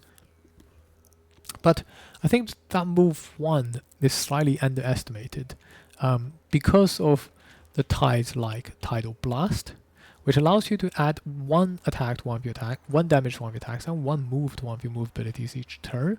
So this could actually be, best case scenario, attack 2 with the light, move 2, and then attack 3 with Tidal Blast. And if you applied poison on the first round because you've got Rancid Brine up, this could be like attack 2, move 2, attack 4. And all of a sudden, Skitter sounds a lot better, right? So this is the funny thing about Skitter is because, and I guess in some ways with Mighty Claw as well, although it's less obvious with Mighty Claw, because Mighty Claw requires you to attack 2 different targets, whereas Skitter only requires you to attack a single target. Well, not requires. You have the option to just sink all your damage into a single target, so that your compounding tide effects can be cumulatively compounded onto that enemy, right? So the enemy has 2 shields. This could be attack 2, pierce 2, wound, move, attack 2, pierce 2, wound, right? I mean, of course, this can be as well, but I think that the difference, I guess I'm explaining it really, really badly, right? If you're up against one of these guys, or, you know, if you're up against 2 of these guys, let's say, you would much rather sink all your damage into 1, so you can kill 1 faster, than spread your damage out between the 2. So in that way, Skitter is better. And of course, with something like poison, Skitter's effect is compounded when you focus on a single already poisoned target. And this is where the perk deck comes in. Crashing Tide has these quite unique perk that allows you to have extra target. So every time when I'm playing the Crashing Tide, I'm always hoping to draw 2 of these precious extra target cards from my attack modifier deck. And the rule of the extra target works against cards like Mighty Claw, because when you have these 2 targets already, the extra target requires you to add a target. So this becomes attack to target 3. And it's rare for me to have a 3rd target next to me. So whereas with Skitter, these 2 attack abilities are separate. So you can attack this guy, draw this card, draw this extra target card, right? Let's say this guy doesn't exist. And then attack this guy. And then on your second attack this guy, and then draw the extra target card and attack this guy. So you can see, even though these 2 cards feel and look somewhat similar, the fact that Mighty Claw cannot take advantage of the extra target perk card when you're facing against 2 enemies because there's no 3rd target, while Skitter can, makes Skitter that much better. So not only is Skitter better with your perk deck, it is better with your tides, and it's better in general because it sinks the damage into a single target. So even though the initiative Skitter is terrible, the top half Skitter is just miles better than Mighty Claws, even though it doesn't look like it. The bottom half Skitter is also really good. During all your move abilities, add +1 move. Remember, this is all, not just to 1, is all. And ignore difficult terrain. So this is fantastic, right? So this basically turns all of your move 2s into move 3. And difficult terrains are these water tiles you've put down. So it allows you to traverse water tile much, much faster. So I actually find that Skitter comes into play as a really good sideboard card, even on a higher level for the bottom half. And early on, you'll be definitely playing Skitter for the top half. Submerge, I talked about already. I mean, PS4, just great. PS4 basically goes through all of the shields in Frosthaven, I believe. Extra 2 damage, nothing to be scoffed at. So this could potentially be a 7 damage attack on level 1, which is fantastic. The only requirement is enemy needs to be in water. Even the enemy is not in water, this is great. And once again, this extra target thing comes into play. So you have 2 enemies in water next to you. Submerge can potentially be 2 attack 3 pierce 4 against those 2 enemies, which is great. Bottom half Submerge is also really good. If you need to run somewhere and there's a lot of water, this allows you to ignore the first 4 hexes with water. So in a way, it's kind of like Skitter, right? In the sense that allows you to sort of ignore water tiles that you've potentially created yourself. The only problem with these two cards, it doesn't really help your allies. So if you have created some kind of water highway for yourself, great. But most of the time in 4 players, I find creating water highways is just really bad for the rest of your team. And you're not going to be very popular if you've done that. Especially if your Bone Shaper is complaining very loudly about the existing water blockade for his summons. But yeah, Submerge definitely has its uses. There's some, especially lurker focus missions where there's just a lot of water, and I think Submerge can come in as a sideboard card in those missions. Okay, so these are the 3 attack cards. So they share a common theme at level 1, which is they don't do a lot of damage, but as you level up, that situation will be improved. Undertow. I think Undertow top half we talked about, bottom half we haven't. Bottom half is just very simple. Heal 1, shield 1, initiative 15. This is great for cleaning off poison before you do your big rest with your cleansing swell. This is also really, really great for just having the cumulative shield. Most of the time, like I said, you've deployed Sharp Chitin. So this could be just naturally your next round play, right? Hey, now I have 2 shields. I can tank. I can do a little bit of healing on myself, and I can go forth and do some damage potentially with Skitter, eating up both of the light and dark generated. This is actually quite a common way to open up your second round with a fast initiative Undertow. Attack something, move up, attack something again. With the extra shield you can tank, and maybe you can even drop another attack along with it, right? So you can imagine already at level 1 you already have a pretty good opening round into this. With this, maybe deploy this, or maybe do another attack, right? You can just dish out some damage already. So even at lower levels, don't be afraid to abuse the fact that you can accumulate the shield with cards like Undertow on a fast initiative and go in and fight. Okay, let's have a look at some ties at level 1 then. I think the only one really worth mentioning here is Rancid Brine, which we talked a lot already. Poison is just a great condition in 4-player game, and very often a strategy at lower level for me is to use Rancid Brine combined with Skitter to help spread poison onto key targets for my team to finish. And like I said, the bottom half is just the immediate payoff. So as you get higher and higher level, I find often I just use the bottom half for the immediate payoff. And you've seen already, sort of currently so far, I've got paired cards, right? 3 top, 1 bottom. So in a way, you can see like this could be 1 round. This bottom could be paired with 2 top, and this bottom could be paired with 2 top. And that's kind of how I think about Crab most of the time. 1 bottom, 2 top, 1 bottom, 2 top. So here is another, this card, Rancid Brine, features quite heavily in my rotation cycle because this could be a good bottom or top, and that gives you a little bit of flexibility in choosing what cards to bring into your deck. Pool Power. I just don't think this is a good card, unfortunately. I just, like I said, I wish the bottom was better, but it just doesn't quite do it for me, even though the top is objectively kind of good. But yeah, unfortunate. Worth mentioning that, of course, Pool of Power,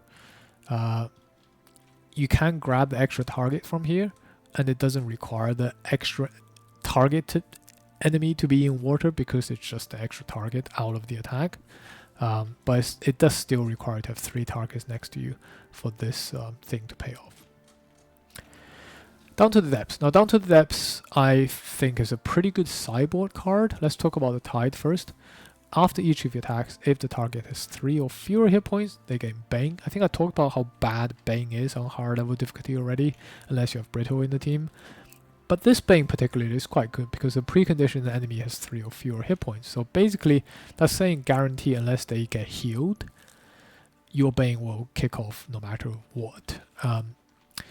The downside of this is like enemies like skeletons and living spirits kind of have heal in their deck, so it's not always guaranteed that by baning them,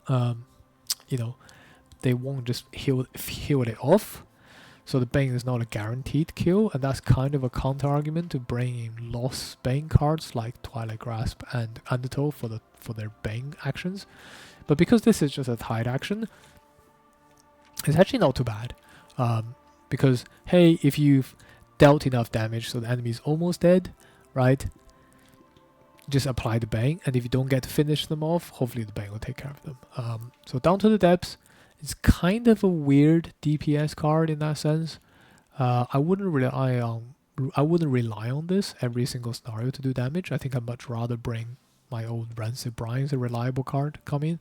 But early on, and especially on some scenarios, it can be helpful. Unfortunately, this is one of those things on lower level difficulties. This is actually really, really good against Living Spirit and Flame Demon. But on higher level difficulties, they just have more hit point once again. And you're just going to struggle with getting the full value out of this, unfortunately. I wish this was like 2x or something, 2x of the difficulty level or something, 2x minus something, so that it kind of scales a little bit with the difficulty level. But hey, not every card needs to scale, right? That's not the point. Bottom half, however, does really, really well. If you're playing with like a lot of characters that create hazardous terrain, again, I'm looking at Snowflake. Down to depths, bottom half is actually pretty good. Move 3, ignore hazardous terrain, which is great. Like that allows your friend to be more liberal with their hazardous terrain creation, and you can just run through it later. Perfect. So yeah, definitely can come in as a sideboard card for the bottom half. Most of the time, you'll probably not bring this card in. Okay, the next 3 cards are some of the water-related cards at level 1. So Rising Flood is a really, really interesting card. Top half says creates a 2 hex water tile such that at least 1 hex is adjacent to you and both hexes are featureless, and then enemies in those hexes suffers 1 and gains Immobilize. Immobilize is just fantastic. Initiative is not good, but of course you can always pair it with a slightly faster initiative card in your toolkit to make this card work. I mean, you probably have spotted the combo already, right? You can run up to some enemies, immobilize them with a double water hex tile like this. They'll both take a damage and become immobilized, and then you can just run away. Is that a good use of your turn? I'm not sure. You know, I guess the worst case scenario is you can run up to a group enemies like this. I guess the loot here is screwing my things up. Worst case scenario is you can run up to a group enemies like this, immobilize the bad guys who are only fighting against one guy. So there is some uses, and earlier on I do see some uses for Rising Flood as a semi damage mitigation tool, and obviously the water can come in handy if you already have some of these payoff cards later. So yeah, no, I mean, it's just unfortunately the downside of this is you are just doing 1 damage each to 2 enemies. So the maximum damage you can do here is 2. And later on you're just gonna have much better top half actions that do more than 2 damage. The other thing I guess with Rising Flood is if this top half somehow created a tide, that would be great, because ultimately you want to be adding to your tide payout, like Cresting Force, Cleansing Swell. You want to add more tides. This is neither attack nor is it a tide, and I guess that's probably why later on gets kicked out, even though objectively that feels like a good action. If this was a bottom action, I think we'd be taking it a lot more often. The bottom action says designate 1 adjacent 1 hex water tile and perform move 3. Then you can relocate that hex to adjacent featureless hex. So it essentially allows you to carry a single water tile with you. So like if you had the water already underneath you and you want to go engage some other enemies, you can move 3 and bring this guy with you. And now, hey, presto, you have advantage once again. So it's kind of okay. I think if you are struggling to create a water hex, right? So maybe like you have a card that creates water hex, but then you want to just get rid of it very quickly. Like we'll talk about that in Crashing Surge. And then the rest of the time you're trying to carry the water with you. Maybe you can do something with Rising Flood. But I actually find that there's just a better way of creating water. In particular, this level 8 card, Ebb and Flow. For me, this is really when the water build turns on with Ebb and Flow.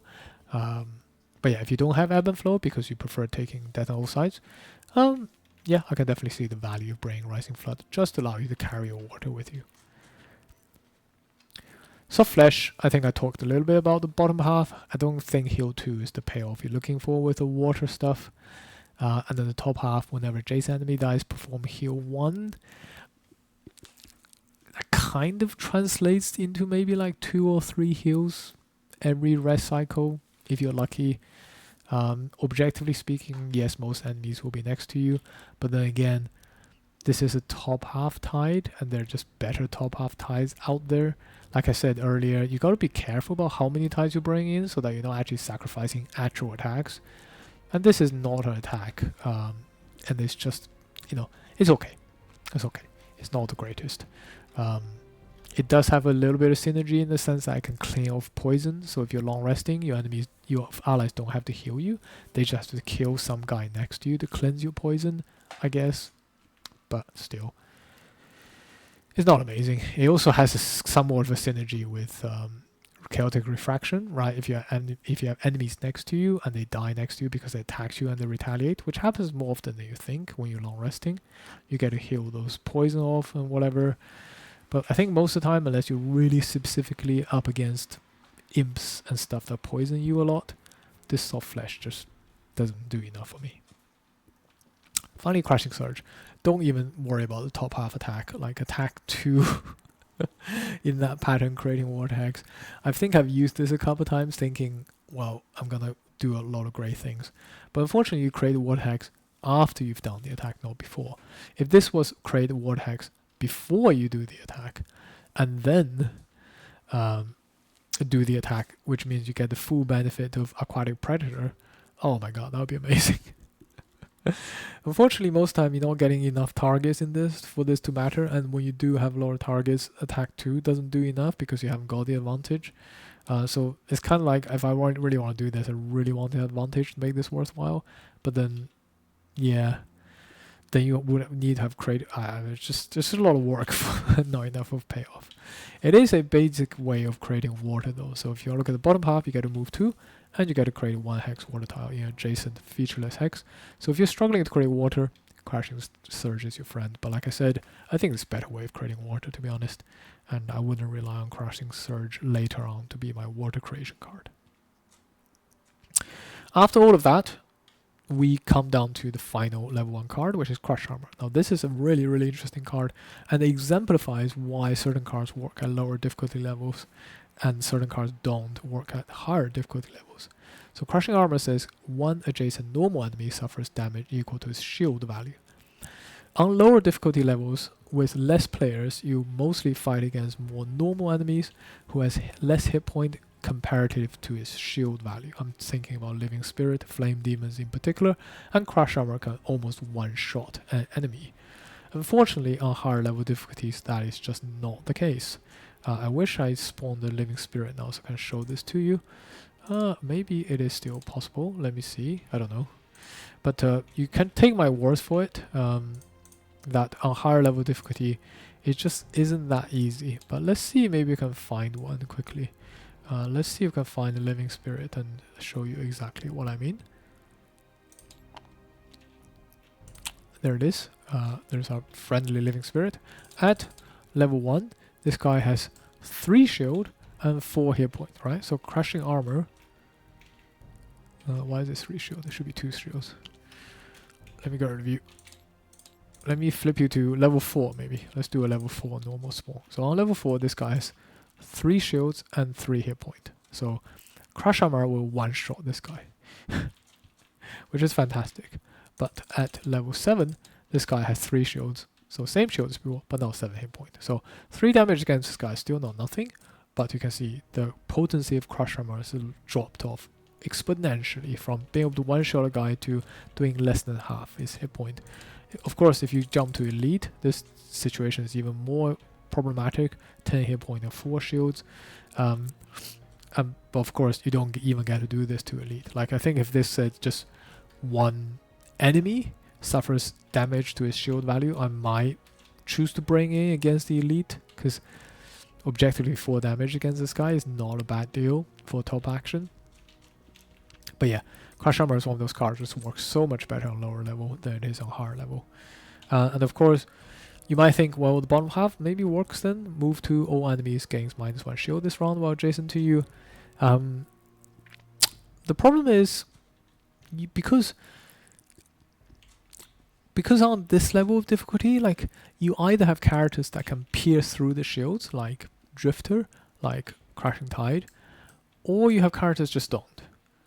So I think the funny thing is this one shield is just not impactful enough. I think if this was like X shield, where X is the number of hex you've moved or something. I think that would be an interesting card to bring. Just, you know, like, one shield is good, but it's just not enough, because most of the time I'll either be able to pierce this or I cannot pierce this. So if I have an attack that does not pierce any shield, -1 shield doesn't really get me there. And if I have attacks that pierces like 2 or 3 shields because I got poison and I got pierce 2 and I got these pierce 2, whatever, then this extra shield pierce is just redundant. And I'm not going to be fighting against that many enemies. Again, this comes back to this idea of on higher level difficulties, you want to focus on one enemy. So in effect, all you're really saying is this round, one enemy loses a shield. Even in 4-player, that's just not good enough, because that's just the same as Rancid Brine, and I'd much rather play Rancid Brine. So in terms of card selection, Crush Armor earlier on might come in to my deck just for anti-shield synergy before I pick up Shock, but once I have Shock, there's just Crush Armor just falls off by the wayside. Okay, so that's the level 1 cards. I think level 1 cards, you have a common theme of you have probably a lot more defensive card than you have offensive card, because your attacks just don't necessarily do that much damage. But you do have quite a lot of anti-shield kits already in Mighty Claw, in Submerge, in Crush Armor, and you have a little bit of water payoff already. And I think that theme will carry through to the rest of your cards. So we'll pause there and we'll come back and we'll look at the level 2 and 9 cards, as well as the perks and the other items in Crushing Tide's disposal. Okay, let's have a deep dive into the level up cards. Now at level 2, I think you have a pretty obvious choice in Smashing Torrent. As usual, I'm not going to emphasize too much on the build, but more talk about what I think is a good choice and what I prefer to play, and also cover the other cards, the other alternative, and talk about their strengths and weaknesses. Now, the reason why I like Smashing Torrent, because it is just a very, very simple and powerful card in the top half. Attack 2 is just what it is, but most importantly, you can consume light and stun. Now, light generation is fairly easy, because very often, as I said before, you'll be playing Sharp Chitin into Overwhelming Wave on your very first round. So you're almost guaranteed, unless there are pesky imps consuming those elements, you're almost guaranteed to have light for your second round. And opening up with Smashing Torrent on the second round as one of your 3 actions is a very good action. Stun is a very rare condition in Frosthaven, unlike in Gloomhaven, and most monsters, even on higher level difficulties, are not immune to stun. So this effectively acts as a very easy disable piece for your second round, especially, you know, if you think about the way the crab plays. As you progress in your rest cycle, you'll get stronger and stronger and stronger. On your second round, you're definitely on one of your weaker point. So stunning an incoming enemy, it will be very helpful both for yourself, for your own survivability, and for the rest of your team. Now, not to mention, Smashing Torrent is extra good because you have these extra target cards. And I would say every time you think about an attack with an effect like this for the Crashing Tide, you should really think about that. Hey, I have 2 cards in here that allows me to double up this effect.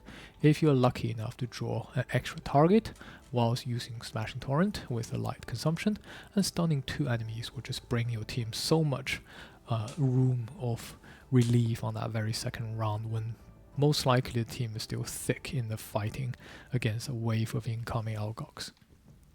Of course, your Aquatic Predator perk really adds to the likelihood of you drawing that when you're playing Smashing Torrent. And in my career as a Crashing Tide, I've had more than 1, 2, 3 occasions where extra draw on the Smashing Torrent stun has played crucial into the team succeeding +3 difficulty level. Of course, it's not something you'll bank on, but once in a while you'll draw it and you'll be happy about it. And it does go into that playstyle I talked about previously around, hey, you really want to get up and close and personal with the enemy, because by putting yourself in a position that you could potentially utilize the extra target when you draw it with cards like Smashing Torrent, just makes that situation for the team much, much better. The bottom half of Crashing Tide is a crucial piece of the puzzle for dealing with shielded and retaliating enemies before you've acquired Shock against shield, because it allows you to do 1 damage to all adjacent enemies each time immediately after one of your move ability each turn. So in other words, if you were to deploy this Tide and you move with Skitter, you can do a 1 damage to all nearby enemies, which is a pretty good ability. I mean, it is nothing to write home about, it's just pretty good. But of course, if you have a Banner Spear or any other characters can move you outside of your turn, you can trigger this ability multiple times, because it is one of your move ability each turn, not each round. The bottom half Smashing Torrent, as you will see later on once I've covered all the cards, is a crucial piece of the big burst combo puzzle. So typically at level 2 I think is pretty standard for me to just pick up Smashing Torrent, because the top half is fantastic and the bottom half allows me to burst later on if I wish to. Having said that, one more thing I would say about Smashing Torrent. Initiative 79 may look bad. I actually really like it, because typically on round 2 you might be in a situation where in round 1 if you deploy this, either the enemy is not upon you, in which case you can pair Smashing Torrent with another faster initiative card that I talked about previously, so that you can go really fast. Maybe at level 1 you can go with Undertow, go into Smashing Torrent and maybe deploy another Tide like Rancid Brine, so that you can do a initiative 15 poison attack into stun, which would be very powerful. Or the other situation is you've deployed these Tides and the enemy is still not quite there yet, they're still some way away, and maybe you want to lead with Smashing Torrent as your initiative on round 2, and you can just wait for the enemy to come towards you. You can pair that with some kind of movement, potentially maybe something like a Rising Flood or a Crashing Surge, that allow you to potentially move forward and stun enemy on late initiative as they come towards you. Now, Blood in the Water, I talked a little bit about the water payoff of the top half. Objectively, it is a decent attack, but I think I talked about this maybe when I was talking about Snowflake. It's the same situation here with the Crashing Tide. The other top actions you could do is just quite good. You know, if I were to compare Blood in the Water versus Smashing Torrent, I actually prefer to redo Smashing Torrent over and over again than simply playing Blood in the Water once. I mean, this is, I guess, the type of ability you play in the last room.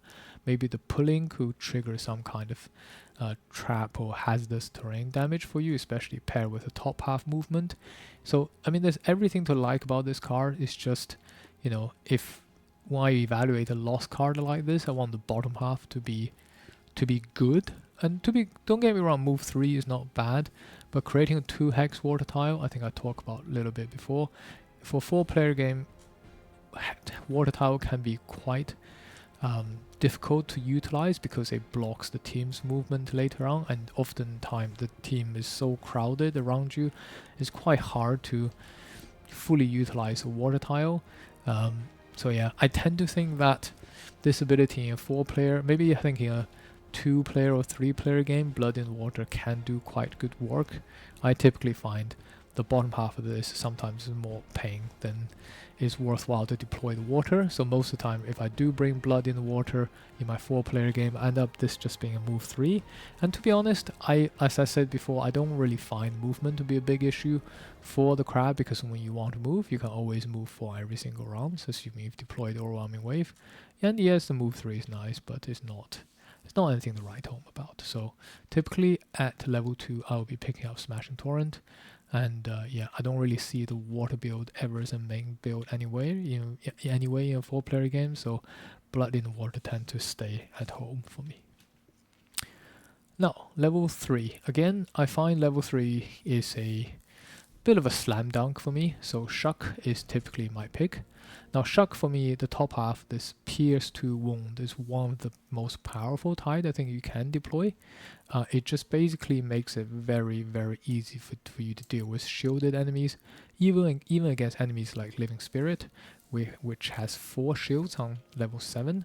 The Pierce 2 often enough is insufficient to let you to get through and do some kind of damage. Paired with your Aquatic Predator and paired with your big punch attacks, you know, you will get through even the most highly shielded enemies. And even if you don't, Applying wound is just good enough, right? So for example, very often, if I pick up Smashing Torrent and Shock on level 2 and 3, these two will be played paired with the fast initiative cards, again maybe Undertow, as my round 2 attack. And against the shielded enemies, you can stun and wound them even if you don't get through the shield with attack 2. A wound is a damage that will almost guarantee to get through because you've stunned them. So Shock is just a very, very powerful top tide, and the beauty of Shock is you don't have to bring it with you. It's a sideboard card, right? If you're fighting a scenario against no shielded enemies at all, this effectively is just a wound at that point. It's still good, but I would be tempted not to bring Shock and bring other ties. So yes, at level 3 you are picking a card sort of as a sideboard card, but it is a very, very powerful sideboard card, and I will hazard to guess if any other class has access to this type of thing, like a Drifter, you'll be absolutely bringing this in with you. Now, the bottom side of Shock, it is also absolutely amazing. It doesn't look very good on paper. For each active type, for move 1, attack 1. With light, you can move +1. Doesn't feel very good, right? For a lost card, if you had 5 ties in play, this would be just move 5, attack 5. It's okay, even with your cumulative tidal abilities, sure. But as you shall see later, Smashing Torrent and Shock combines with some of the other cards to turn you into a mini Nova Blink Blade for 1 round. And that's another reason why I tend to pick Shock over Endless Cycle. Endless Cycle, bottom half I've talked about. Move 3, Occupying Water gives you a shield. Cumulative shield is very, very good for Crashing Tide. Maybe I should be calling the Crashing Tide the Cumulative Tide. It's very good. I think there's no two ways about it. I think if your team needs more tanking for whatever reason, and I can't think of any, to be honest, in a 4-player game, tanking is a good way to lose the game quickly, I tend to find. Even with cumulative shield, you still want to be outputting damage. So, but if you do want to tank more because you just have very, very, high damaging colleagues that you want to support, Endless Cycle will pretty much guarantee to give you a 2 shield on the second round. So again, very typically, if I'm playing Endless Cycle, I will go with Sharp Kite and Overwhelming Wave first. I will then deploy Endless Cycle with some kind of water generation. I mean, obviously at this level 3, you're kind of limited in your choice. I still wouldn't pick Blood in Water, to be honest. I probably will still play Endless Cycle into Smashing Torrent with another card that allows me to create water. Maybe Crashing Surge is a good example, or Rising Flood. I think something like this, you can move at Initiative 8 on the second round, use Rising Flood to deploy water on yourself, and maybe immobilize an enemy next to you, and then you can also stun somebody. So, tanking is not just about taking damage with the Crashing Tide. Tanking, for me, is about utilizing the various abilities you have, and stun is effectively a tanking card if you think about it. So, yeah, Endless Cycle I think is still really good. Initiative 8 is just hard to beat. It's a great move for the crab. The shield one is good. I wish the top half was slightly better. It's not bad, don't get me wrong. It says recover up to X of your discarded cards, where X is the number of your active tide at the start of this action.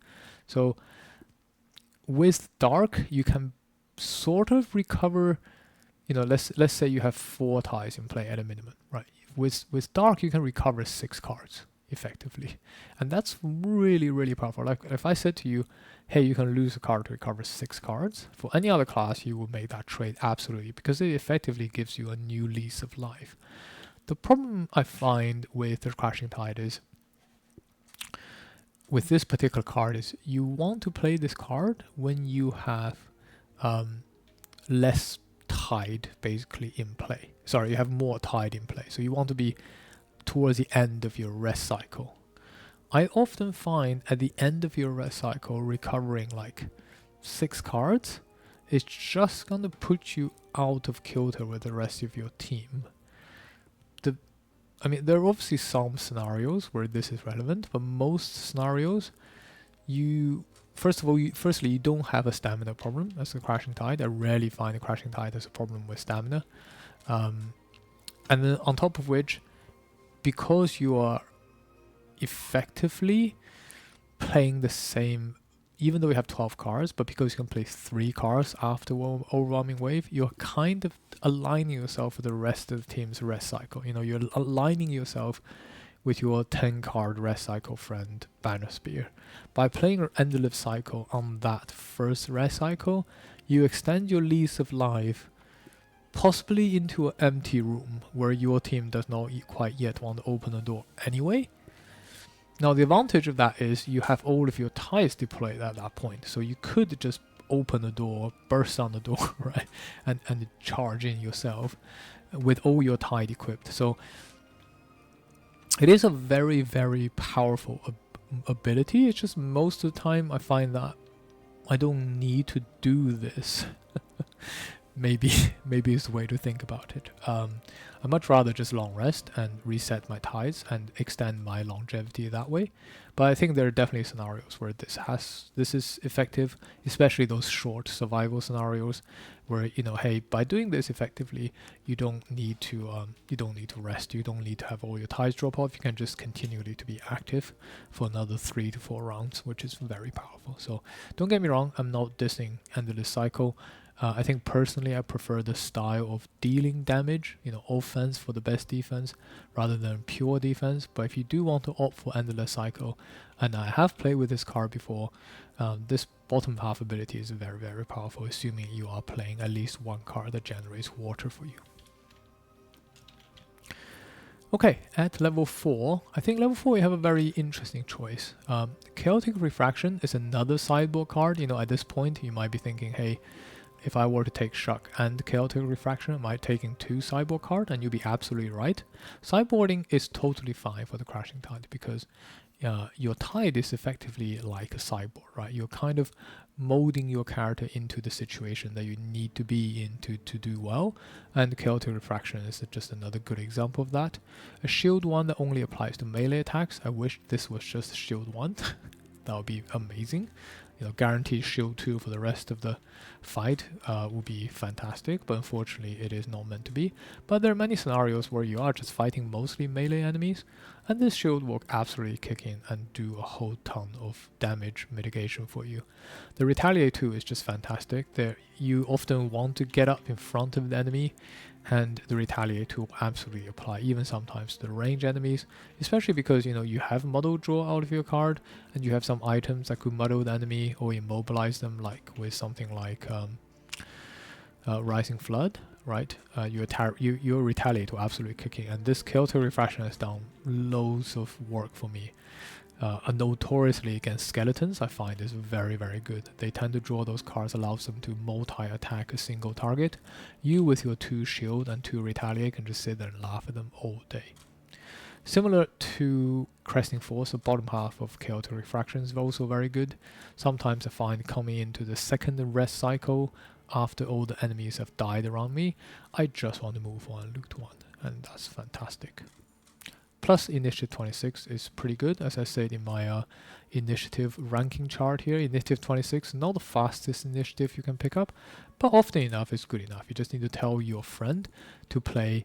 And this is the interesting thing, because these 2 cards have such close initiative, I often find that because I'm playing this on the first round, right, so you're going to have this card sitting in your, you're going to have this card sitting in your active pile.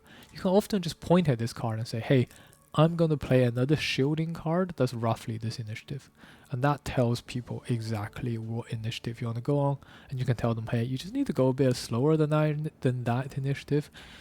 And you guys can relax. I can draw all the attention. I guess this is another benefit of playing a class with a lot of active cards that, you know, if you're not played with other players in that way, you might not realize that this is a subtle advantage for the Crashing Tide, that you can point at all of these cards that's sitting in your active pool and be like, I'm roughly about this initiative.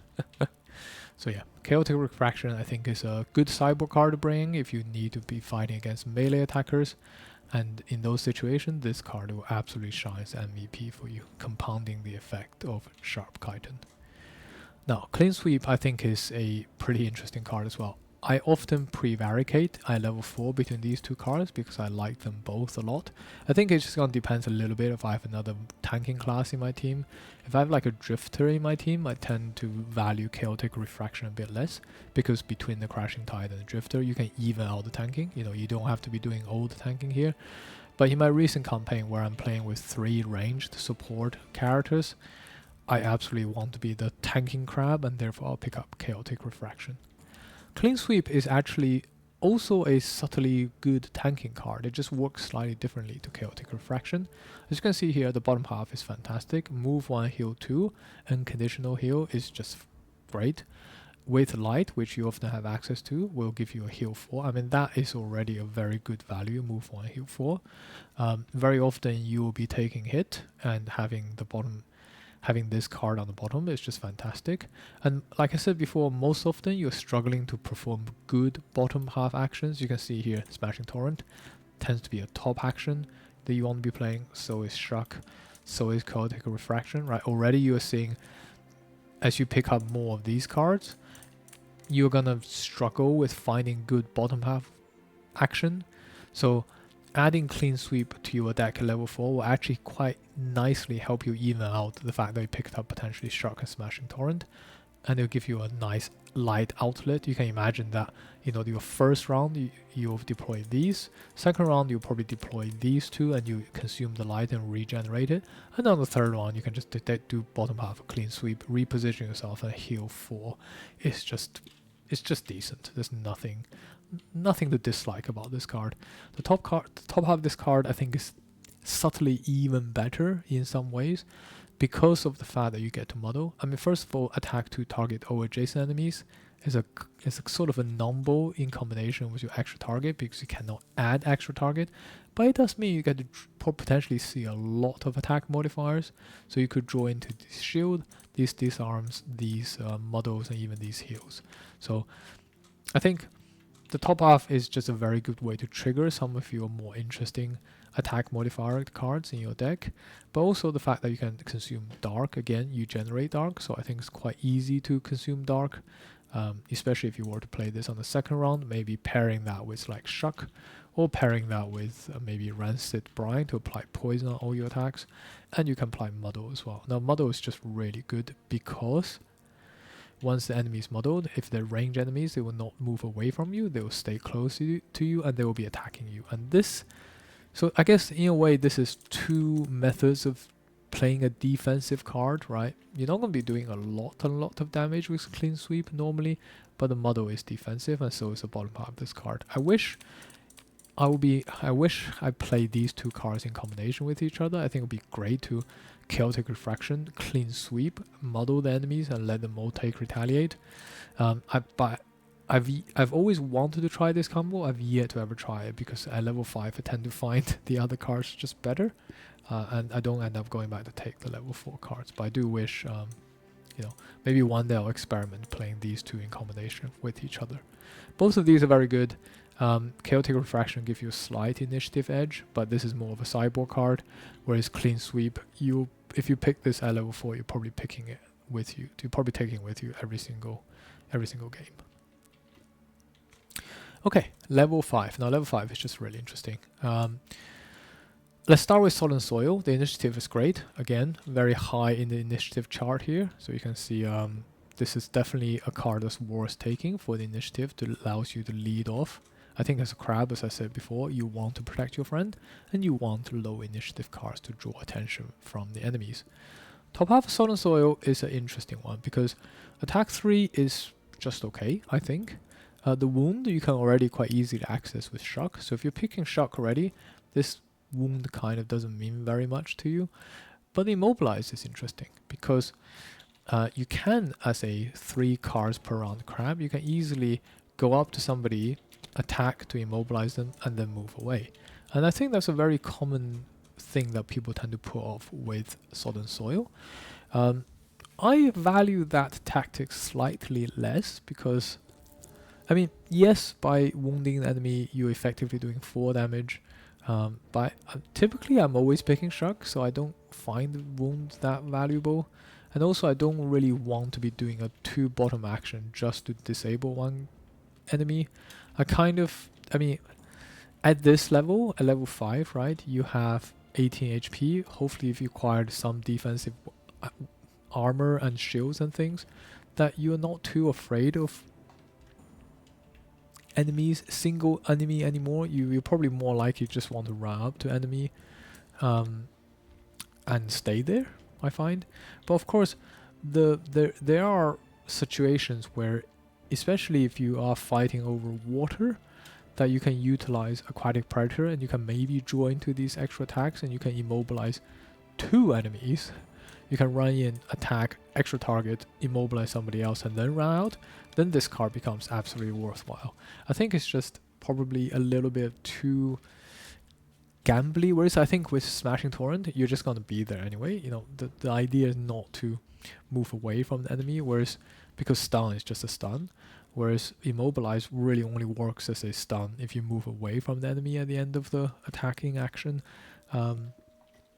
Yeah, I find that it's a little bit more work to pull off the effect of Sword and Soil than sometimes it's worse, because you know you could be sacrificing like a, you could be sacrificing a clean sweep, you could be sacrificing a mighty claw by moving away, by using 2 bottom movement cards rather than doing 1 move and 2 top attack. So yeah, I find Sword and Soil theoretically it sounds and feels like a good card, but every time I've taken it, maybe because I'm always taking Shock at level 3, I've just found it slightly less helpful than Tidal Blast at this level, or even as Clean Sweep. Like maybe in the future I should play a Crashing Tide where I just don't pick a level 5 card and pick up Clean Sweep.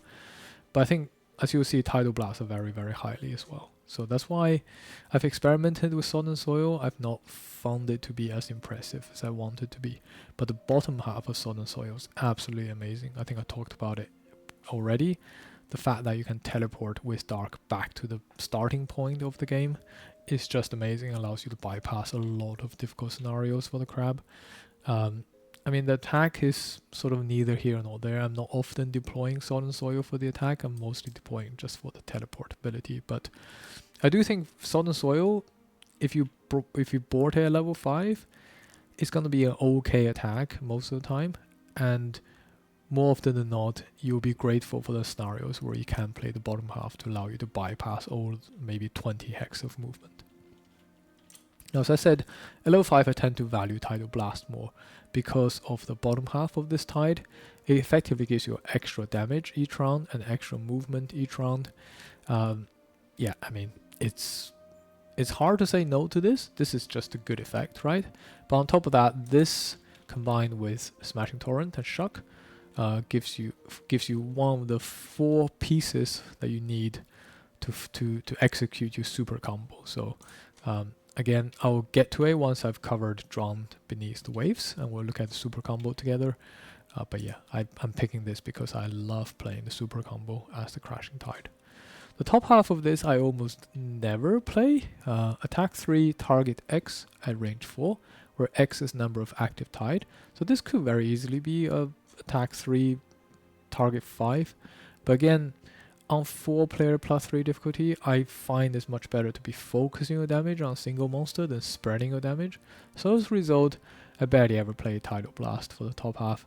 And again, it's also just because the bottom half is so good and consistent. Like, the extra damage doesn't feel like a lot, but if you deploy this by round 2, so for example, once I've picked up this card, sometimes my round 2 is, Sharp Chitin, round 1 Sharp Chitin Overwhelming Wave. My round 2 could be Tidal Blast, Smashing Torrent, paired with some kind of faster card. It could even be just Chaotic Refraction. That allows me to get 1, 2, 3, 4 tides potentially out in play already.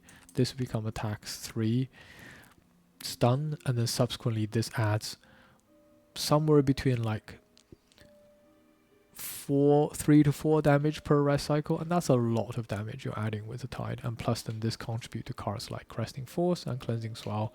I mean, the payoff, it doesn't feel like a lot of payoff, but this is actually quite a lot of payoff in the grand scheme of things. So yeah, most of the time at level 5 I'm picking up Tidal Blast.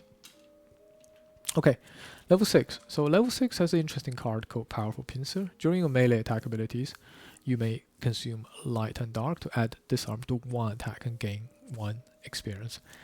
I wish this just said add. You may add disarm to all your attack for that ability. I mean, I think consuming light and dark collectively is not too difficult. If it wasn't for the fact that on round 2 I really want to use Smashing Torrent, so then you're not deploying this tide. I guess maybe if you haven't bought Smashing Torrent, I don't know why you wouldn't, because Smashing Torrent just works as just a generally more flexible way of disarming the enemy, whereas this is, I feel like, is quite a lot of work you have to do to disarm just one enemy, and you have to have this tide in play first, and this tide is going to be competing with a lot of different other tides. Again, you know, like, disabling enemy is good, don't get me wrong, it's very good in Frosthaven, but you also want to kill the enemy, and doing all of this work just to disarm an enemy, I've just never found this worth my while. I'd much rather deploy Shock alongside Smashing Torrent around 2, maybe with like Tidal Blast even to add to the damage. Even the cards like Chaotic Refraction will add to your damage output because of the Retaliate, where this tide is purely just to disarm enemy. If you're really lacking abilities to disarm enemies, and if you didn't pick up Smashing Torrent at level 2, I can see an argument for picking this up. But yeah, ordinarily I wouldn't be picking this, because I think you already have many different ways of dealing with you know, disabling the key enemies on the enemy side.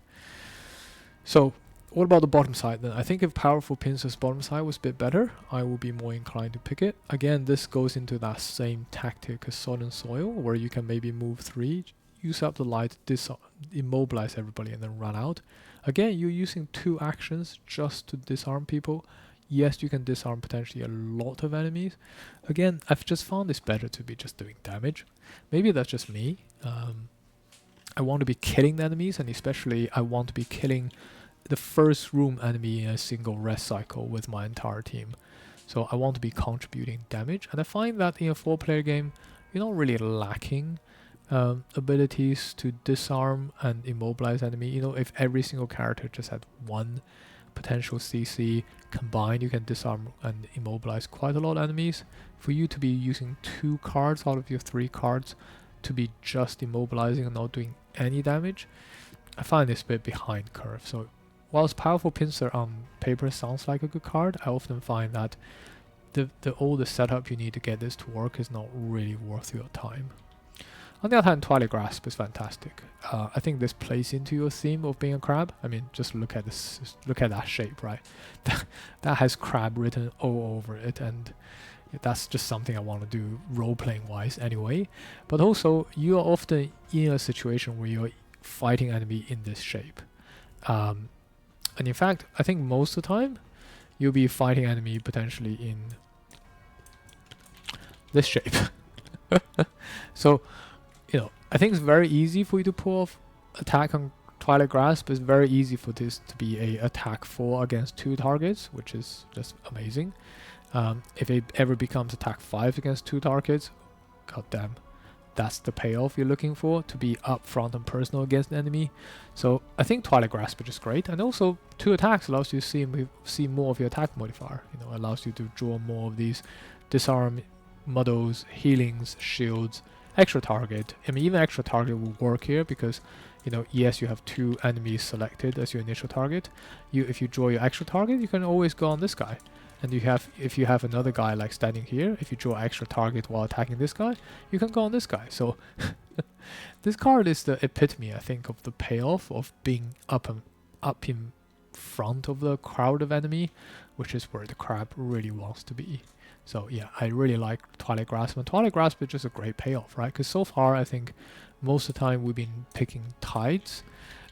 Finally, at level 6, you're going to have a good payoff, because any tide abilities you pick up and you accumulate on your active area, Twilight Grasp will get to utilize all of it. So the way you play Twilight Grasp is, this is sort of one of your later attacks, whereas earlier attacks is going to be these slightly weaker attacks with some status effect. As you deploy your tides, you can then deploy Twilight Grasp to take full advantage of the pierce, the wound, you know, the extra damage from Tidal Blast, the poison potentially from Rancid Brine. All of these things you can apply to these attacks, which is amazing. Bottom half, I think I talked about. I'm not really playing Twilight Grasp for the bottom half. Yeah, it is there, but it's not something I typically want to do on +3 difficulties. I think worth mentioning, Twilight Grasp is probably the last card in this cycle I would consider to be a lower initiative card that could be used to attract enemies. I think as the Crashing Tide, as you play out your cards, because you're always wanting to pair low initiative cards with 2 other cards like mid initiative or high initiative cards in order to always attract attention from the enemy. Later on in your rest cycle, you do tend to find yourself starting to run out of these lower initiative cards. So Twilight Grasp pick up at level 6 is actually not a bad way to pseudo fill the shoe of being a low initiative card that could potentially attract some enemy attention. Okay, level 7. Now level 7, as I promised, I'll talk about Drown Beneath the Waves first, and we'll talk about the damage combo. So Drown Beneath the Waves, I think the bottom half I talked about, this is one of the most versatile pool in the entire Frosthaven game, I feel like. It's just really amazing. I think if you're taking level 7 cards just for the bottom and for the initiative, it's already good enough. But the top is also amazing. So the top says the effects of Smashing Torrent, which, if you're not familiar, is this one. Every time you move, you do a damage to nearby enemies. And the effect of Tidal Blast, which is you can add +1 damage to your attack and +1 move to your move, can be used more than once each turn this round, assuming you've consumed light. That's amazing. And therein lies your 4-piece attack combo. So your 4-piece attack combo is your Smashing Torrent, your Tidal Blast, because both of these effects can be activated through Drown Beneath the Wave for it to be applicable each round, and then you can apply Shock. So that means if you have, let's say in this scenario, you've deployed these 2 waves, these 2 tides, and then you deploy these 3 tides on your second round, or maybe over the course of your round, so you now have 5 tides in play. Between Drown Beneath the Waves and Shock, you can basically do a move 3, attack 4, +1 because of, well, let's just count it together, right? Let's assume you've deployed at least 5 tides, like this. Then in a particular round, let's say you do bottom of Ebb and Flow, top half of Drown Beneath Waves, and then Shock. Let's just have a look what this might look like. I'm gonna just create a deck of all of your cards. Maybe I should have done this earlier, and instead of having to do this live in front of you. Let's just have a look at what a typical attack might look like with all of these things in play. What I'm going to do is I'm going to just copy out every single available cards. This is going to be really messy. And then just play out live, and then we can see it together. So this is what I mean by the Crashing Tide is able to do a lot of damage and turned himself into a mini Bling Blade for 1 round. So I should have here 33 cards. So again, the combo is 5 tides in play. 2 of these tides are Tidal Blast and Smashing Torrent, and then on given turn we'll activate these cards. So with Ebb and Flow, with the move 3 and heal, I know I'm jumping ahead here, but let's say you move 3, you heal 3 on yourself, and you create a water on yourself, crucially. So now you are a Crashing Tide. You are a happy crab with a bit of water underneath you. Great.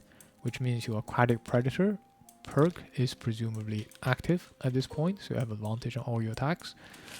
And you can drink maybe a power potion to go alongside of it. I mean, obviously there are other things you could do, but let's just take a basic scenario. You get to +1 attack damage to all your attacks this round. If we open with Drown Beneath Waves, your first move 3 will trigger 1 point of damage because you have Smashing Torrent here. This will be a move 4 because you have Tidal Blast as well, so you've done 1 damage. Then the attack 4, with this will be attack 5, and then with Tidal Blast, this will be attack of 6, and of course you get to draw 2 cards. Well, there we go, you've not deployed a Tide, but this will be a 7 damage, 1, 2, 3, 4, 5, 4, 6, 7, so that's your first attack. Then you get to move again, which means you get to trigger Smashing Torrent again, so 9 damage, and then you can do Shock. For each active tide, perform move 1, attack 1. Let's assume we don't consume the light because we've consumed the light here. So this will be a move 2 with Tidal Blast and attack 2 with Tidal Blast because this effect gets to trigger multiple times each round. So first move, you'll do a damage because of Smashing Torrent. Second attack will be attack of 2, plus this will be 3 with the power potion. And we have done, well, extra target, so 1, 2, 3, so we'll get to do extra target attack. Again, we'll go attack 3. That's rolling, right? So attack 1, 2, 3, 4. That's your first tide over. You get to move again, do another damage. Do the bottom half again, attack 3. So that's 1, 2, 3, 4, 5. And you get to move again for the third tide and attack 3 again. 1, 2, 3, 4, 5 with muddle. Then you got to move again, attack 3 again. 1, 2, 3, 4. And then finally you got to move again and attack 3 again. And that's 1, 2, 3, 4, 5. So you've done 40 damage, and that's a pretty average results, I feel like. You didn't draw your crit, right? You didn't draw any... You drew one of your 2 extra target. I think that's a pretty average results here with this type of setup. Of course, you have more tide, you could do more damage. And of course, you can do things like Frenzy Potion, right? That will give you attack 2, plus 3, plus this will effectively attack 4. And then you'll be doing another, I don't know, 1, 2, 3, 4, 5 here. So you can see you turn into a... with a simple setup, and this is not even the most optimal setup, but with a simple setup with Aquatic Predator in play, you can easily count yourself to doing somewhere in the region of 35 to 45 damage, assuming you've got a Frenzy Potion and a Power Potion. Of course, if you have better, you have weapons, you have other potions, this could be even better, right? Imagine there's a potion that allows you to play a card for both the top and the bottom. I mean, you can apply this shield to pierce into the attack. You can just absolutely decimate the shielded enemy. I find that this combo is very good at bursting down key objectives. Maybe you have an objective in the back of the room that's infinitely spawning monsters. This combo is great. This combo is excellent at dealing with bosses. And this is one of the reasons why I prefer to pick up Smashing Torrent, Shock, Tidal Blast, and Drown Beneath the Waves on these levels rather than the other cards, because of the potential you can turn into this. And you can imagine, right, maybe in the first room you play like a normal Crashing Tide. In the second room you can maybe play towards setting this up, on your third rest cycle, and in the final room you open the door, you burst down the enemy with something like this, and the amount of value you can bring to the team is just enormous. Okay, so that's Drown Beneath the Waves, Initiative 9. The top half is the final piece of your combo, the bottom half is flexible. I mean, what else do you really need to know, right? Other than Dug In is also really good. Dug In bottom half is amazing. I wish Dug In was not at this level of a selection. I wish maybe Dug In was maybe at this level. I don't know, maybe that's too powerful. At the end of each of your turns, if you did not move during your turn, you perform heal 3 self. As a Crashing Tide, like I said, you're pretty predictable. You just want to go occupy a central position, and you want to fight enemies, and this is great. This is effectively a heal 3 every single turn, most of the time, because you're just not moving. So yeah, I think it's really hard to not like this card, other than the fact that I really like to turn myself into a Blink Blade once in a while. So I've no experience with this card as much as I would like. The top half Dug In is also good, attacks 3 on all adjacent enemies. I actually find that this extra damage is really good, but I actually find the muddle effect to be better, especially if I kind of want to pair that with Chaotic Refraction. But yeah, attack 3 targeting all adjacent enemies is fantastic. Again, it's a number when you draw the extra target and you feel sad. But yeah, the bottom of this, I think most of the time if you're playing Dug In, you're probably playing it for the bottom half, I'd imagine. Initiative 76 is okay. But yeah, I think it's just hard to compete against that burst combo I talked about. Yeah, I think since I've discovered the burst combo, I've not turned my back on it ever since. Okay, level 8. So I kind of previewed Ebb and Flow already. For me, level 8 Ebb and Flow bottom half is the key to unlocking your Aquatic Predator perk. I think this is the most flexible and is a reasonable initiative plus move plus heal way to create your 1 hex water tile. So typically I would pick up this card at level 8 and then time my Aquatic Predator perk to be completed around level 8 so I can start using it. Before that, I'm not really focused on getting that 3 tick perk completed, but I'm kind of aiming for at level 8 I'll have this completed, so I can activate Ebb and Flow bottom half. I mean, this is, like I said, your only piece of team heal that you have. All of the other heals you have to heal yourself, like dug in. This is the only piece of team heal you have, and I find that to be very, very valuable actually, especially if your team is struggling for healing.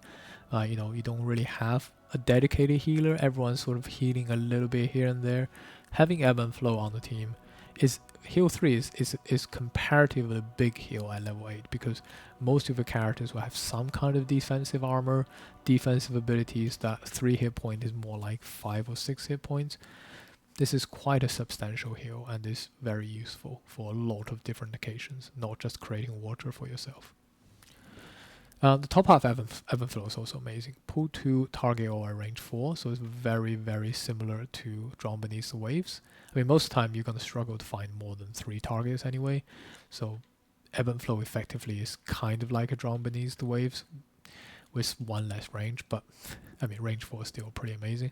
Then you get to attack all of them, assuming you've put a lot of people into you for 3 and then push them out with Immobilize. I mean, this card is just bonkers. It's absolutely bonkers. It's absolutely worth the loss on the rounds. You really need to do this, especially if you have friends who are setting up hazardous terrain for you. This could just wipe out an entire wave of enemies, and I've seen that before.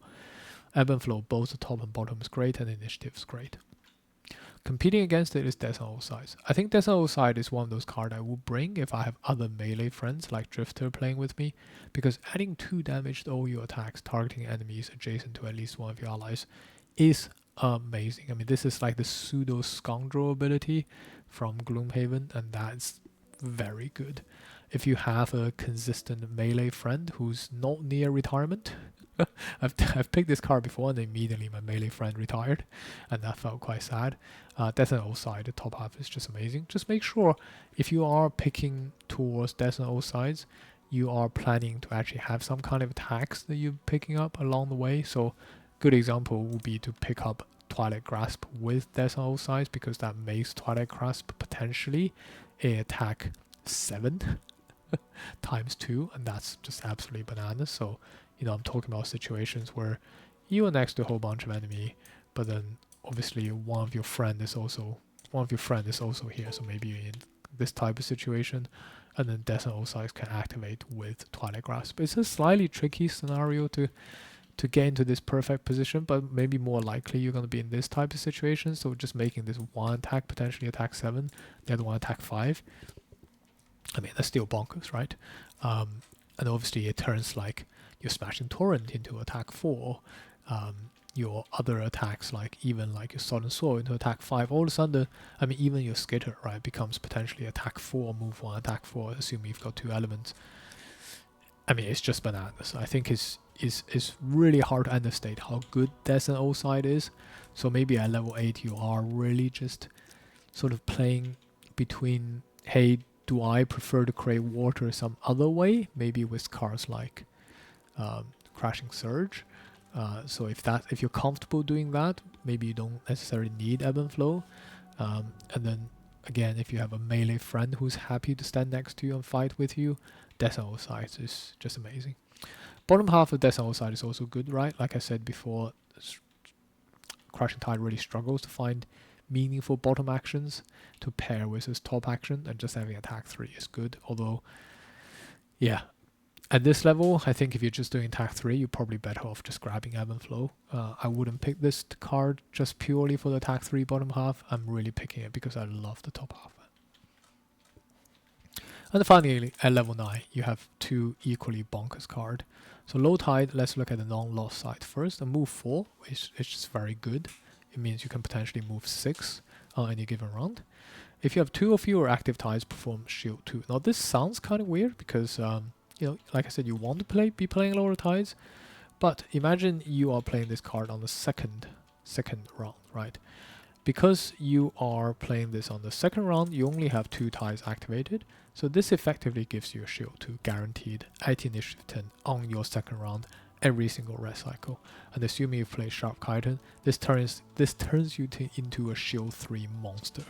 I mean, Shield is really, really cumulative in this game. If you have Shield 1, it feels okay. Shield 2, you feel good, but you don't feel safe. But shield 3, you feel really safe. It doesn't do damage, but it does buy your team time. So I almost feel like low tide is the same as almost like playing out a smashing torrent stun, because you are effectively disabling a source of damage. May not feel like it when you get hit with an attack 7 from an enemy, but just to think that could be attack 7 on your friend, right? And you're only taking 4 damage from this. So low tide is a very, very good card on the bottom half, and it plays into the defensive aspect of your crushing tide. Top half is nothing to be scoffed at. Play 2 cards from your lost pile for their tide actions and place character tokens on them. You may choose not to discard these cards when you rest. If they are removed from your active area, return them to your lost pile. So effectively you get to pick up 2 lost cards from your lost pile and put them in as tides. So this could be a situation where you've played the Shuck for the bottom half early. You try to activate the combo early because your team just needs it. Then you can pick the Shuck back up from your lost pile and put them into your active pile as a permanent tide for the rest of the game. Now that is a very, very powerful ability. So I think most of the time, I probably just struggle to pick up 2 tides I want to do this with. I'd have to maybe have played Tidal Blast and Shuck or something to want to pick up 2 tides, because there isn't that many tides where is paired with a bottom half lost card that's worth playing. If I look at all the cards that's available to me, like Shuck obviously is a good candidate here. I mean, none of these have lost, right? So Tidal Blast maybe is a good candidate, like I talked about. But other than those 2, I can't really think of any other tides I want to play that also has a loss on the other side. I think I talked about Pool of Power previously. It's just not a card I like to bring in too much. So the concept of low tide feels really good, but when you really think about it, you're targeting just really 2 cards most of the time. And most of the time I'm really just targeting 1 card, because if I'm playing Shuck, I'm probably playing Tidal Blast for the tide on that particular rest cycle, so I have to go through another rest cycle. So this will be like rest cycle 4, but by that time, presumably the game is already near over for you to then want to have these 2 cards back into your active pile for the rest of maybe 3 or 4 rounds. Is that still worth it? I don't know for sure, because this card doesn't actually add to the longevity. So if you think about the strategy of this, is kind of saying you have to play loss early and then you can play this to bring them back. But if you play loss early, you are reducing your stamina quite a bit, and this card doesn't extend your stamina, it just extends your effectiveness. A lot of trade-offs here, but I think it can work in some scenario, but most of the time you probably don't want to be playing low tide for the loss. You probably just want to be playing low tide for the consistent movement and the consistent shield. That being said, I typically prefer to play high tide. Again, I think the best defense is a good offense, and high tide is just that. It's just another replicated ability of Cresting Force, and that's good enough, because if you've deployed 5 or 6 tides, like I often would do on the first rest cycle, you can do an attack 6 followed by attack 6 immediately to finish off the turn. I mean, look, a 12 damage, that should be enough to finish off most enemies on your on the end of your first rest cycle. And plus, high tide gives you potentially a really good way to breach doors with a high power move, right? So you could have 5 tides deployed, use high tide to move into position at initiative 90. That could be your, you could have a friend who open the door for you, and then you can go really slow, let enemy come towards you, they don't get to hit you. You move in with high tide, hit them in the face, next round execute something like maybe a combo and do a massive amount of damage. So that's high tide, the top movement I find is not always relevant, but when it is relevant, is really useful and it gives you a lot of strategic option.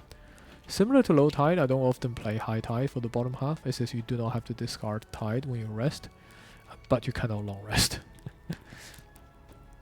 I actually find by doing this, it sounds kind of good that, hey, maybe I can keep all 5 of my tides out at any given point. But the downside is you won't have many cards then, right? If you've deployed 5 tides, you end up with, what, 7 cards? After rest, you have 6 cards, and that's only 3 rounds. And if you play 3 cards each round, that's only 2 rounds. So kind of High Tide sounds good on paper. I find it's more trouble than it's worth. You just end up exhausting your options really, really quickly.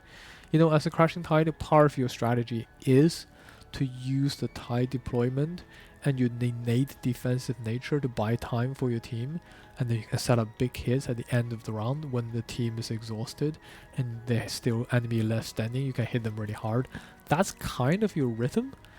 High Tide just disrupts our rhythm, sometimes not for the benefit of the team, to be honest. So I tend to prefer playing High Tide for the top half because I find the top half just to be very, very powerful. So I think that's enough about the leveling up cards. Hopefully that gives you a little bit of flavor for the crab. As I said, I tend to prefer playing the crab with a little bit of defense, a little bit of water, and a little bit of offense all mixed in. So when I level up, I'm not picking... I tend not to pick sort of set cards. I pick a little bit depending on my team situation. So if I want a little bit more defense, I can pick up cards like Endless Cycle. If I want a bit more offense, I can pick up cards like Death on All Sides if I have a melee friend with me. But you wouldn't be going wrong if you pick up these 4 cards for the combo power. So that's Shock, Smashing Torrent, Tidal Blast, and Death Drawn Beneath the Waves. You know, these 4 cards I think will fit in most builds, and if you're playing Crashing Tide for the first time, I highly recommend you to pick up these 4 cards and try out the combo build. And then between these cards, you can sort of pick to your heart's content. I often find all of them are good. You know, it's just choosing between more of a defensive flavor or offensive flavor. Same here, defensive flavor, offensive flavor, and then same here, defensive flavor or offensive flavor. And same here as well. These 2 cards kind of on par with each other. All of these are really good, so feel free to experiment and play whichever style that you prefer.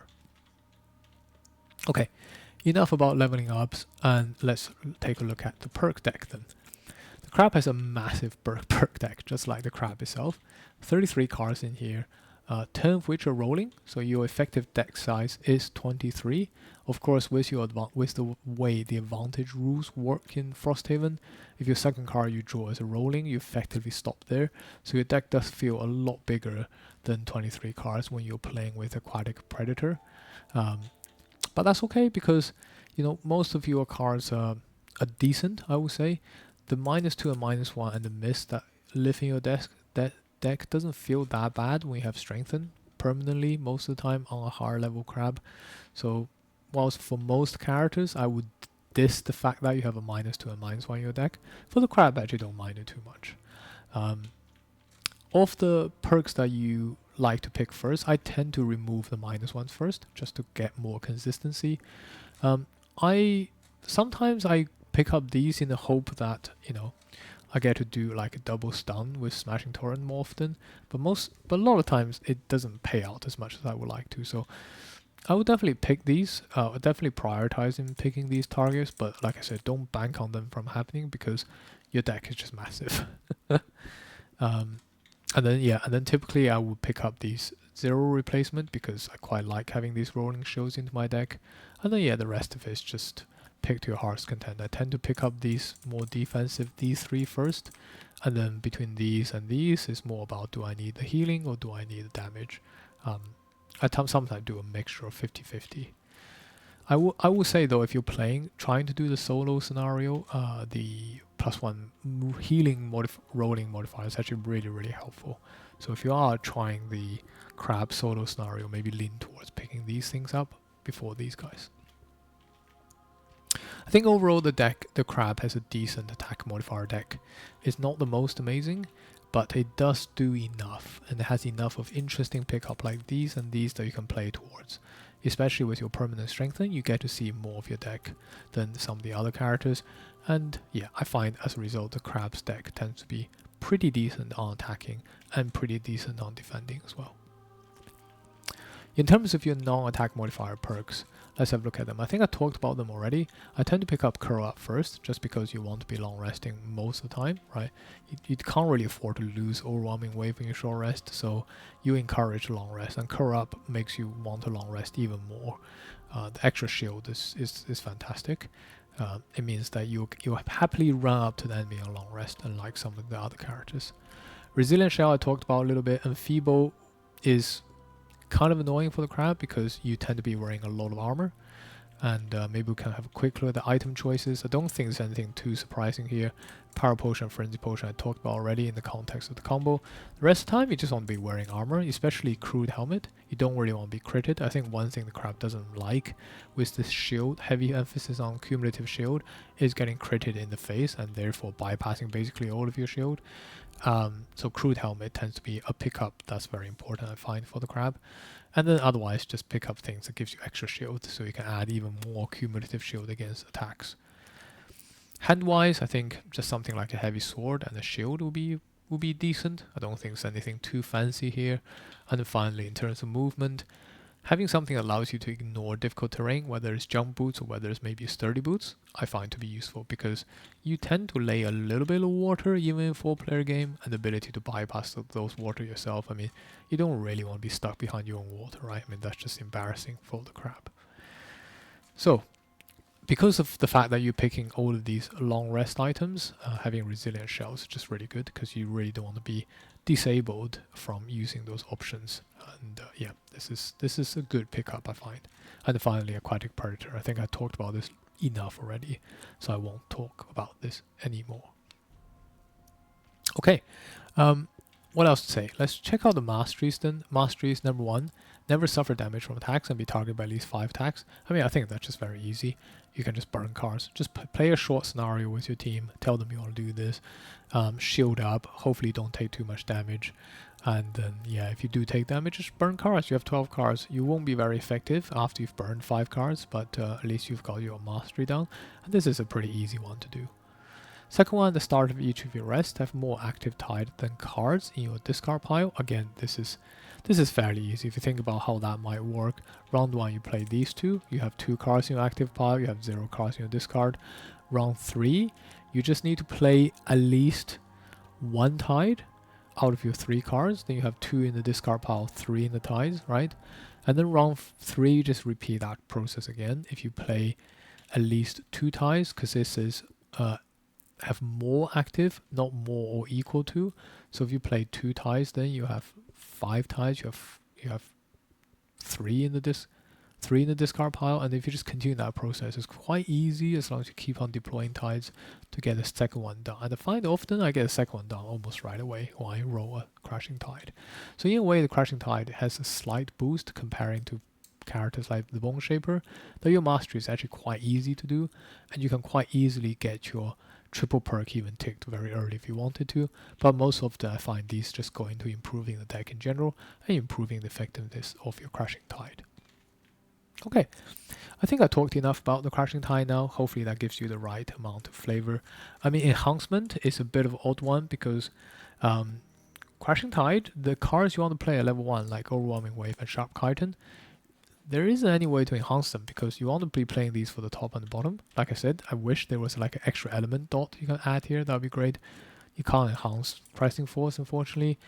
I mean, Cleansing Swell, you can sort of enhance the attack, but that's not really why you bring Cleansing Swell into your deck. And if I look across the rest of my level 1 cards, like enhancing a movement or Skitter, it's just neither here nor there. Maybe I could do a +1 Submerge. I can bring that in with me, but I think as you level up, you're going to find better cards than Submerge. So the only thing I can really think of about enhancing level 1 is if you are bringing Crashing Surge for the purpose of creating a water, you can add an enhancement here. Or if you are bringing in Undertow, because you like the initiative 15, you can maybe enhance here for on the heal 1. So that's the only really 2 cards I can think about enhancing a level 1.